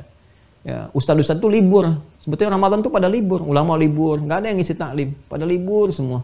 Nah, sekarang ulama rame gitu kan. waktu Ramadan malah rame ya. Ada yang kultum, ada yang ini nggak ada yang salah, nggak ada masalah gitu. Tapi yang jadi persoalan adalah memang umatnya baru belajar saat itu. Ini masalahnya. Ya. Sekarang kan eranya sudah luar biasa hebat, bagus. Ada teknologinya, ada rekamannya, ada macam-macamnya. Jadi kesempatannya udah lebih luas. Wah, dan hisabnya sudah lebih berat lagi. Kenapa? Karena semua akses informasi dibuka. Ya, mungkin nanti saat hisab kan pertanyaannya udah lain lagi tuh. Kamu sudah bisa akses YouTube, kenapa nggak lihat ceramah? Ayo loh, mau jawab apa tuh? Ya, dulu zaman-zaman umat dulu mungkin pertanyaannya pertanyaan biasa tuh. Ya, zaman awal masa Nabi, catatan dibuka. Ya, ditanyanya ada Rasul, ada ini, kenapa nggak beriman? Ya, zaman-zaman kini mungkin boleh jadi pertanyaannya tuh akan berbeda-beda sesuai dengan eranya, tapi substansi esensinya sama. Kenapa nggak beriman? Saya nggak tahu ya Allah, kalau ada Islam, kamu ini sudah ada. Ah, gimana tuh kalau nanti pertanyaannya? YouTube ada katanya, ada ceramah, ustadznya banyak di situ. Ya. Kemudian udah ada fasilitas Zoom, nggak bisa offline, ada online. Kenapa kamu nggak akses juga? Mau jawab apa? Hah? Nah, karena itu saya kira penting bagi kita untuk melengkapi ini semua. Ini pengantar ya. Kan lihat di judulnya pengantar kan, pengantar fikih Ramadan. Jadi saya antarkan dulu ke sini. Nah dari sini kalau sudah kita paham, sudah mengerti kenapa sih harus belajar sekarang, nggak nanti saja, ya kan? Kita sudah dapatkan jawabannya. Inilah sunnahnya. Tarhib itu sunnah, penyiapan itu sunnah. Semakin tinggi, semakin istimewa, semakin baik, semakin agung, maka persiapannya pun harus semakin matang. Ya, karena itu penting bagi kita untuk kemudian mendalami pedoman ini. Kita akan turunkan dan saya sarankan tolong yang sudah masuk terhubung di Mira dipelajari dulu ini ya. Teman-teman dibaca dulu. Ya, ini ditulis untuk dibaca, ya, bukan dikoleksi. Bukan Anda cuma simpan dapat bukunya, tidak. Ini ada tujuannya, ya. Kemudian juga dengan buku catatan juga tolong dihadirkan teman-teman semua, dicoba. Yang Quran itu nanti ada masanya. Ya, itu produk wakaf itu, kalau yang paket 3 buku itu produk wakaf, ya. Jadi dijaga betul. Nggak boleh dijual tuh, hati-hati tuh. Yang Quran dan sebagainya jangan dijual lagi. Ya, haram menjualnya karena itu sudah pemberian. Ya, kalau yang ini Anda dapatkan untuk paket dan sebagainya, Anda dapatkan bagian dari pembelajaran. Ya, tolong teman-teman jaga betul. Insya Allah ini akan bermanfaat dan ini dibaca. Ya, dibaca sebelum kita mengaji supaya nanti ada kemudahan konektivitas dalam ta'lim, ketersambungan yang mudah. Insya Allah di pertemuan teman-teman yang akan datang, ya, kita akan mulai menurunkan ini semua dan saya dengan segala kerendahan hati, namun berat untuk menyampaikan bagi teman-teman yang mau bergabung. Saya baru dapat informasi bahwa kuotanya di subuh ini sudah terpenuhi semua. Ya, jadi saya akan coba fokuskan dulu pada yang sudah masuk. Ada 10.000 orang di angkatan pertama di Mira ini yang juga menjadi tanggung jawab kita bersama ya untuk bisa mendalami, menyeriusi dan seterusnya. Jadi tolong betul-betul fokus yang sudah terdaftar, aktifkan akunnya. Karena sesi pendalaman itu nanti nggak semua bisa terbuka. Ya, materinya sebenarnya bisa diakses oleh siapapun. Tapi persoalannya ini pengajian terkurikulum gitu. Ini kan pesantren virtual. Jadi Anda tuh mahasantri di sini, ada terkurikulum semuanya. Jadi kalau kadang-kadang kita buka, itu suka masuk tengah-tengah atau juga kadang nggak tahu sebelumnya lompat. Ada bertanya padahal sudah terjawab sebelum-sebelumnya di materi yang sebelumnya. Nah, ini karena itu di Mira itu harus terkurikulum masuk 1, 2 step pembahasannya sehingga nanti pemahamannya lebih terukur. Lebih dalam, lebih luas dan komprehensif dari apa yang disampaikan itu ya. Nah, karena itu saya ingin katakan bahwa insya Allah besok kita sudah mulai masuk kepada inti turunan-turunan tarhib ya. Dari tarhib ini nanti akan banyak babnya. Mungkin kurang lebih saya coba press gitu ya. Coba tekan disiapkan untuk bisa cukup sebelum Ramadan. Ya, kalau kita bahas ini kan cukup panjang, tapi kalau kita bisa uraikan, mudah-mudahan kurang lebih 40 hari lah kita bisa cukupkan, 10 harinya persiapan, latihan, dan mudah-mudahan selesai dan disiapkan untuk mendapatkan Ramadan yang berkualitas lebih baik dibandingkan dengan Ramadan yang sebelumnya. Karena bahaya nanti. Ya, bu'dan liman adraka Ramadana falam yughfar lahu. Ya, kata malaikat Jibril, biasanya begini, biasanya Nabi yang berdoa, malaikat mengaminkan. Tapi di kasus ini ada 3 kasus yang justru malaikat berdoa, Nabi mengaminkan. Wah, ini bahaya juga nih kalau kita abai, ini sangat bahaya. Karena Nabi berdoa, malaikat mengaminkan, tinggi nilainya. Malaikat berdoa, Nabi mengaminkan, bisa lebih tinggi nilainya. Ya, karena jarang-jarang Nabi mengaminkan dan statusnya Nabi tinggi di hadapan Allah Subhanahu wa taala. Justru malaikat Jibril itu jadi Rohul Amin, Sayyidul Malaikah, karena Nabi Muhammad SAW, ya, karena barakahnya, karamahnya Nabi Muhammad yang ditunjuk sebagai nabi terakhir, dan Jibril yang ditunjuk untuk mendampingi, memberikan wahyu, naik status langsung. Ya, jadi Sayyidul Malaikah. Ini di 3 kasus ini malaikat yang berdoa, Jibril berdoa, Nabi mengaminkan. Ya. Nah, satu yang di antara 3 ini adalah ketika Jibril menyampaikan. Nabi kan naik tuh ke atas gundakan mimbarnya itu, ada 3, begitu naik langkahnya, begitu melangkah, ya, apa yang disampaikan? Bu'dan, ya, atau raghima'an furajulin. Jadi ada 2 redaksi, raghima'an furajulin, ada celak di hidung seseorang, ya. Raghima'an furajulin itu teman-teman sekalian itu gambaran dari seseorang yang terhinakan. Jadi kalau ada orang-orang terhinakan itu ada ghabar itu debu, ya, debu atau coreng gitu. Ya, bisa di hidungnya atau di wajahnya atau apa, ya. Itu ada 2 sifat. Jadi sifat pertama karena perjalanan jauh, sifat kedua karena memang kotor. Ya, kotor. Makanya dulu zaman-zaman Belanda itu masih dipakai ini. Ini menarik sekali nih. Masih menarik nih. Dulu waktu zaman-zaman JP Queen gitu, ya. Jadi dia datang itu dan ditunjuk jadi gubernur di wilayah Batavia. Ya, di Jakarta sekarang, nanti jadi berubah jadi Jayakarta, kemudian Jakarta itu ada kisahnya juga tuh. Makanya kenapa Juni tahun 1527 sampai sekarang itu ada kisah yang sangat dahsyat sekali. Ya, saya nggak bahas dulu lah supaya nggak terlalu melebar, ya. Singkatnya begini. Jadi ada nanti keponakan yang bersangkutan itu singkatnya berzina dengan salah satu prajuritnya. Ya, ketika berzina, dia perempuan berzina dengan salah satu prajuritnya, dihukum. Jadi yang perempuannya dirajam itu. Ya, di depan masyarakat. Dan jangan salah, hati-hati ya. Kalau Portugis kan Katolik, ya, Belanda kan Protestan. Ya, jadi itu masih di Kristen juga ada larangan untuk berzina, hati-hati. Karena masih ada turunan ke sebelumnya. Kalau Anda buka itu, saya kan punya koleksi Bible juga gitu ya. Ada koleksi Bible itu. Larangan berzina, perintah untuk khitan itu ada juga. Ya, itu dirajam pada saat itu, dihukum. Yang perempuannya dihukum sampai dengan meninggal pada saat itu, ya, dihukum sampai dengan meninggal. Yang laki-lakinya ini sebelum dieksekusi dicoreng dulu pakai arang, ya, di hidungnya, ya, sehingga terlihat oleh masyarakat ada belang di hidungnya. Di situ mulai muncul istilah hidung belang. Itu asalnya. Ya, kata hidung belang yang menyebar di masyarakat itu dulu hukuman yang diberikan saat ada prajurit yang berselingkuh, berzina, ya, dengan salah satu sepupu dari pejabat pada saat itu, dihukum di masyarakat. Jadi sebelum dieksekusi, dia dicoreng dulu hidungnya pakai arang, tuh dihinakan. Ya, di kalangan masyarakat dihinakan, dibelangi pakai arang hidungnya sehingga dikenal dengan pria hidung belang.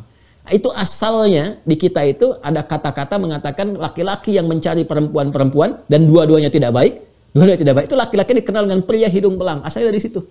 Ya. Asalnya dari situ. Coba dibaca lagi ya, dicari lagi itu. Ya, ada referensi yang saya pernah baca itu ke situ mengarahnya gitu. Nah, ini sesuatu yang terhinakan, ya, yang dicoreng di wajahnya. Wajah kan gambaran tampilan dari kebaikan. Jadi yang dicoreng di wajah itu redaksi dari hadisnya raghima'an furajulin. Ada celak dalam diri seseorang. Di redaksi lain bu'dan, jauh dari rahmat Allah. Karena orang sudah tercela itu kan menjauh. Makanya kalau ada orang berbuat maksiat, sejatinya dia sedang menjauhkan dari rahmat. Ya, dan hati-hati ya, maksiat itu menjauhkan dari rezeki yang baik. Maksiat menjauhkan dari keberkahan. Ya, dia bisa dapat dari situ rezeki, tapi haram sifatnya. Ya, hati-hati, haram itu kan bergantung perilaku. Jadi kalau Anda ingin dapat berkah yang halal, dekati yang baik-baik. Jadi ketika mengerjakan maksiat, rezeki yang baik itu akan menjauh. Karena taat nggak akan bersanding dengan maksiat, air nggak bercampur dengan minyak. Ya, hati-hati. Ya, ada orang dari Jumatan ingin sedekah tuh, dia udah bawa tuh 10 juta. Dia mau sedekahkan. Dia lihat sekelompok orang, oh kayaknya ini dari penampilan apa, patut jadi ahli sedekah. Begitu dia mau kasih kan, mau dia kasihkan bagian dari sedekah itu, dia sedang main kartu. Ada taruhan gitu kan, kecil-kecil begitu. Dia bisa berbalik, nggak jadi ya sedekahnya. Jadi maksiat itu bisa menjauhkan dari rezeki-rezeki yang baik. Hati-hati dia. Aina raghima'an furajulin. Ya, tercela di hadapan Allah, jauh dari rahmat Allah Subhanahu wa taala. Siapa? Ya, liman adraka ramadhana falam yughfar lah. Siapa yang bisa mendapati nikmat Ramadan sampai ke Ramadan tapi tidak mendapatkan ampunan di dalamnya. Itu malaikat langsung yang komen. Dan di-like oleh Nabi, di-share oleh sahabat sampai ke kita. Ya. Ya. Apa komennya Nabi? Singkat, amin. Singkat, amin. Ya, bu'dan raghima an farajulin liman adraka ramadhana falam yughfar lahu. Ya, terhina keadaan seseorang yang udah disampaikan ke Ramadan. Orang berharap-harap, orang dulu berharap-harap pengen ke Ramadan. Sahabat nangis-nangis, bahwa pas Ramadan pengen dapat Ramadan lagi. Mereka nangis, mereka minta sama Allah, ingin suasana semuanya Ramadan dan sebagainya. Ini ada orang yang disampaikan. Ya, 24 jam dibuka, siang malam ada ampunan, siang malam ada rahmat, siang malam ada itqum minan nar. Dibuka semuanya, dia nggak manfaatkan. Ya, ini jauh dari rahmat, dia dikasih kesempatan dapat rahmat. Anda bayangkan kalau sehari dikasih, dia nggak ambil, masih ditimbang. 29, 30 hari berturut-turut dikasih, dia nggak ambil juga, keterlaluan. Maka malaikat komennya langsung, keterlaluan nih orang, katanya. Dikasih kesempatan nggak diambil. Jauh nih dari rahmat orang seperti itu, terhina di hadapan Allah. Kalau dia nggak taubat. Kan? Apa kata Nabi? Amin. Nah, makanya harus siap-siap nih. Siap-siap. Ya, cuman 1 malam loh datangnya malam Al-Qadar itu. I'tikaf yang mengiringi Ramadan cuman sekali momentumnya dalam setahun. Ya, nggak ada lagi suasana terindah pada saat itu. Makanya dari sekarang selesaikan nih. Semua hal selesaikan. Ya, tata kelola supaya kita nikmat ibadah, nikmat ke masjid dan sebagainya. Omikron selesaikan tuh. Semua hal-hal yang macam-macam tuh beresin. Kalau perlu kerja kompak semua aja. Ya, supaya bebas, aman apa. Data aja di komplek-komplek kita itu. Selesaikan semuanya. Ambil langkah yang bagus. Ya, setiap komplek itu tetapkan aja. Ya, kalau ditetapkan misalnya yang lain secara luas, kita secara komplek aja. Bebaskan dulu, tertibkan dulu siapa yang sakit. Karantina, sembuhkan dulu masing-masing supaya Ramadannya nikmat semua. Ya, jadi komplek kita udah aman, tempat kita udah aman, kita bisa ke masjid, kita bisa nikmati, semuanya enak, semuanya aman, dan insya Allah tawakal pada Allah Subhanahu wa Ta'ala. Ya, jadi sebelum kita masuk ke jauh-jauh, kita kenali dulu, ya, kenali bagaimana tarhib Ramadan yang disampaikan oleh Rasulullah SAW dan jadi pedoman untuk kehidupan kita. Baik, itu pengantar hari ini sekaligus pembuka kita setelah beberapa waktu kemarin kita sajikan dari rekaman terkait dengan fikih salat, dan insya Allah besok kita akan mulai kepada bab intinya, pengantar kepada fikih Ramadan bagian kedua terkait dengan pedoman tarhib Rasulullah Sallallahu Alaihi Wasallam. Ini materi yang disampaikan untuk hari ini, teman-teman sekalian. Izin menginformasikan yang pertama, seperti tadi saya utarakan, admin telah memberikan informasi bahwa paket Mira telah selesai untuk tahap pertama ini. Ya, jadi saya akan memintakan kepada di admin untuk bisa menyempurnakan database yang sudah ada, kemudian mengatur yang belum masuk ke Zoom, ya, untuk segera mengaktifkan akun dan segera mengisi, ya, perangkat-perangkat soal itu di awal, itu gerbang pembuka, ya, menuju pintu kemerdekaan memasuki Zoom. Gerbang pembukanya itu ngerjain soal. Kerjain aja dulu, insya Allah. Ya, Anda salah, nggak dikeluarkan dari akun. Tetap Anda untuk berlatih. Anda benar pun nggak dapat apa-apa, ya, tapi dapatnya pintu dibuka gitu. Jadi kuncinya lewat situ. Tolong palang pintunya dibuka dulu. Ada 2 jenis soal, kerjakan dulu. Ya, supaya kerja yang soal itu dilatih untuk memberikan satu dasar pemahaman dulu. Ya, insya Allah sampai dapat 100. Sampai 100. Dicari di mana celahnya. Pelan-pelan diperbaiki. Gitu ya. Nah, ini yang pertama. Kemudian yang kedua, teman-teman sekalian, insya Allah mohon doa teman-teman semuanya yang terhubung dengan kita semua. Yang pesantren insya Allah di bulan ini, kalau tidak ada halangan pekan ini atau awal pekan depan, itu akan memulai. Ya, untuk meratakan lahan, kemudian proses pembangunan akan dimulai dari struktur dan sebagainya. Dan berita baiknya, insya Allah ini semua wakaf. Ya, dari mulai lahannya, gedungnya, tempatnya, ini nggak bisa dirubah, nggak bisa dipindah-pindah. Ini wakaf yang insya Allah, jadi mudah-mudahan Allah berikan ridhonya untuk abadi dalam kebaikan. Jadi tidak ada yang memiliki aset satupun dari pribadi di sini, kecuali asetnya dikembalikan kepada kepentingan-kepentingan umat Islam, dan insya Allah boleh jadi akan jadi khusus pesantren yang dikhususkan untuk mencetak ulama saja. Ya, jadi saya kalau biasanya ada momen-momen besar saya suka buka. Kalau kiranya bisa kita tangani sendiri, kita tangani. Kalau ada yang besar kita bagi teman-teman yang masih ingin berkontribusi bersama-sama membangun, ingin ada wakaf di situ. Nanti saya tunjukkan detail-detailnya. Ya, sudah ada di saya beberapa perangkatnya. Jadi ada yang kalau masjid sudah ada. Jadi masjid itu sudah selesai. Ada satu orang yang, Ustadz saya pengen masjidnya.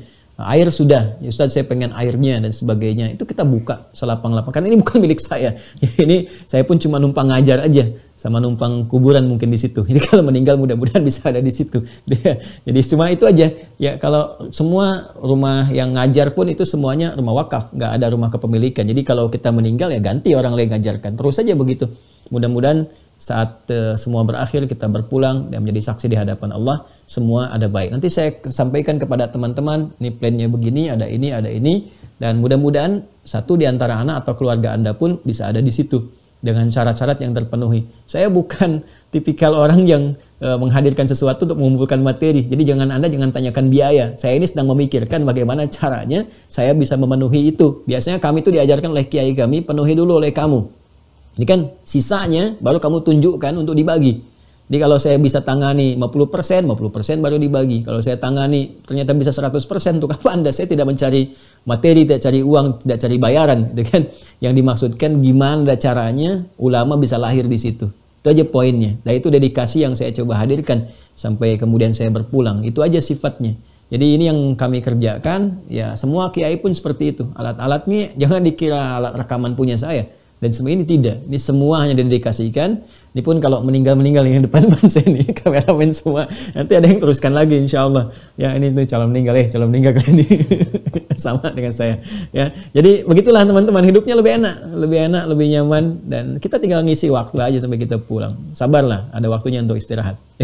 Sabar ya, ada waktunya. Kalian duluan nanti.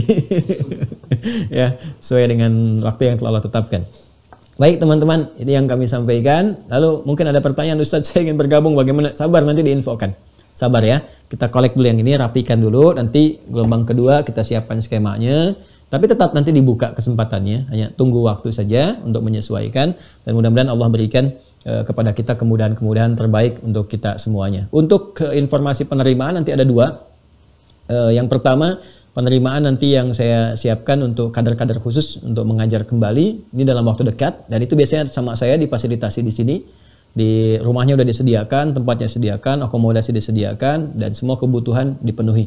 Yang kedua untuk yang di pesantren itu kemungkinan di pertengahan bulan, ya setelah Ramadan, bulan Juni baru akan diumumkan, masuknya 2024.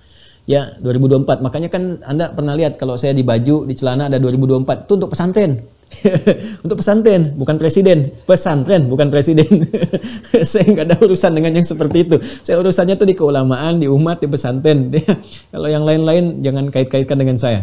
Jadi kita nyiapkan itu semuanya. Nah, nanti bulan Juni di tahun ini, ya Juni 2022 akan dibuka karena itu hanya menerima bagi 30 juz. Ya, karena penyiapan ulama supaya nggak mulai dari dasar lagi. Jadi nanti begitu diterima, yang belum sampai 30 juz dikasih karantina. Sampai masuk siap, ketika masuk ke situ sudah siap nanti untuk belajar. Dan nerimanya cuma 40, 20 ikhwan, 20 akhwat, 20 putra, 20 putri. Jadi nggak banyak terimanya. Ya, nggak banyak terimanya. Kalau yang umum nanti ada lagi kita siapkan, sekolah-sekolah yang umum. Kalau yang ini memang untuk calon ulama saja. Ya, dan mudah-mudahan Allah ridhai. Itu saja teman-teman sekalian informasi yang disampaikan pembuka ta'lim hari ini, dan besok kita lebih serius lagi karena besok adalah persiapan untuk menuju kematangan bulan Ramadan dengan izin Allah Subhanahu wa taala. Terima kasih atas perhatiannya. Mohon maaf segala hal yang kurang berkenan untuk diterima.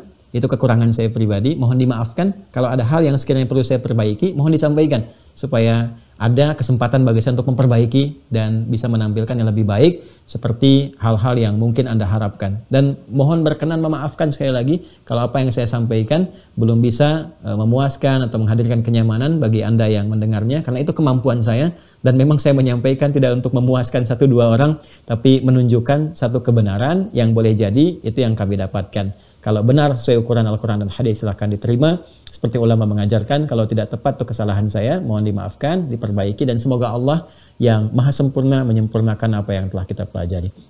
Allahumma taqabbal minna innaka antas sami'ul alim wa tub 'alaina innaka antat tawwabur rahim. Allahumma rabbana atina fid dunya hasanah wa fil akhirati hasanah wa qina adzabannar. Allahumma barik lana fi hadha syahr Rajab ya Allah ya arhamar rahimin, wa barik lana fi Sya'ban idza kunna hayyan fi dzalika ya arhamar rahimin, wa balighna Ramadan kama tuhibbu wa tarda. Wa sallallahu ala sayyidina Muhammad wa ala alihi wa sahbihi ajma'in. Wa akhiru da'wana subhanakallahumma wa bihamdika nashhadu an la ilaha illa anta nastaghfiruka wa natubu ilaik. Wa akhiru da'wana alhamdulillahi rabbil alamin. Assalamualaikum warahmatullahi wabarakatuh.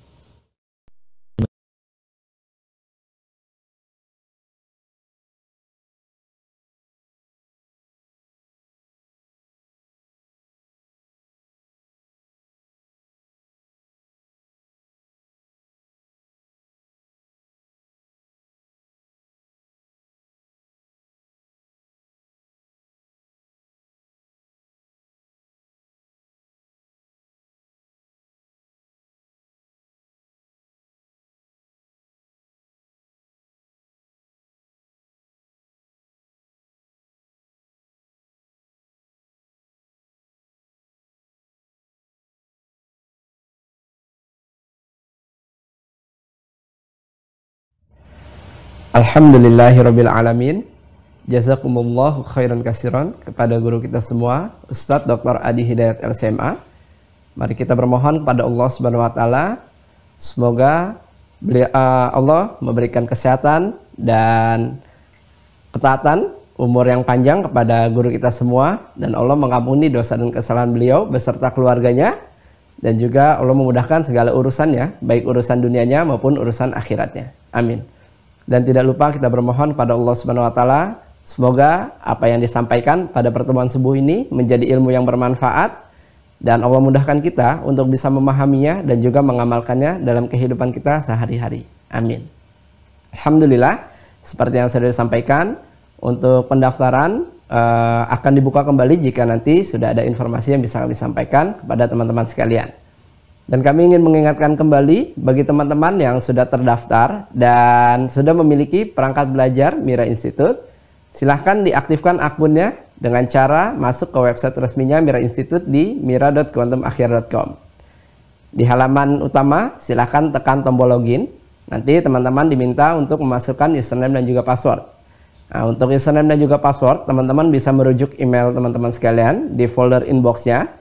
Atau jika tidak ditemukan, teman-teman juga bisa menemukannya di folder spam ataupun folder junk. Karena ada kemungkinan email yang kami kirimkan masuk ke folder-folder tersebut. Dan teman-teman juga bisa mengecek di WhatsApp teman-teman sekalian untuk bisa menemukan username dan juga passwordnya. Untuk username-nya, teman-teman bisa menggunakan email, dan juga passwordnya teman-teman bisa menggunakan nomor telepon yang sudah teman-teman daftarkan. Ya.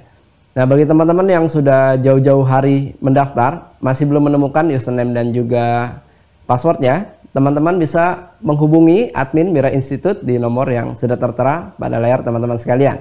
Dan ini juga berlaku bagi teman-teman yang berada di luar negeri ya. Jadi sekarang informasinya di satu wadah atau satu nomor, di nomor admin Mira Institute di 0813 8383 0383. Silahkan disimpan nomornya untuk mengetahui atau menanyakan informasi-informasi seputar kegiatan di Mira Institute. Ya.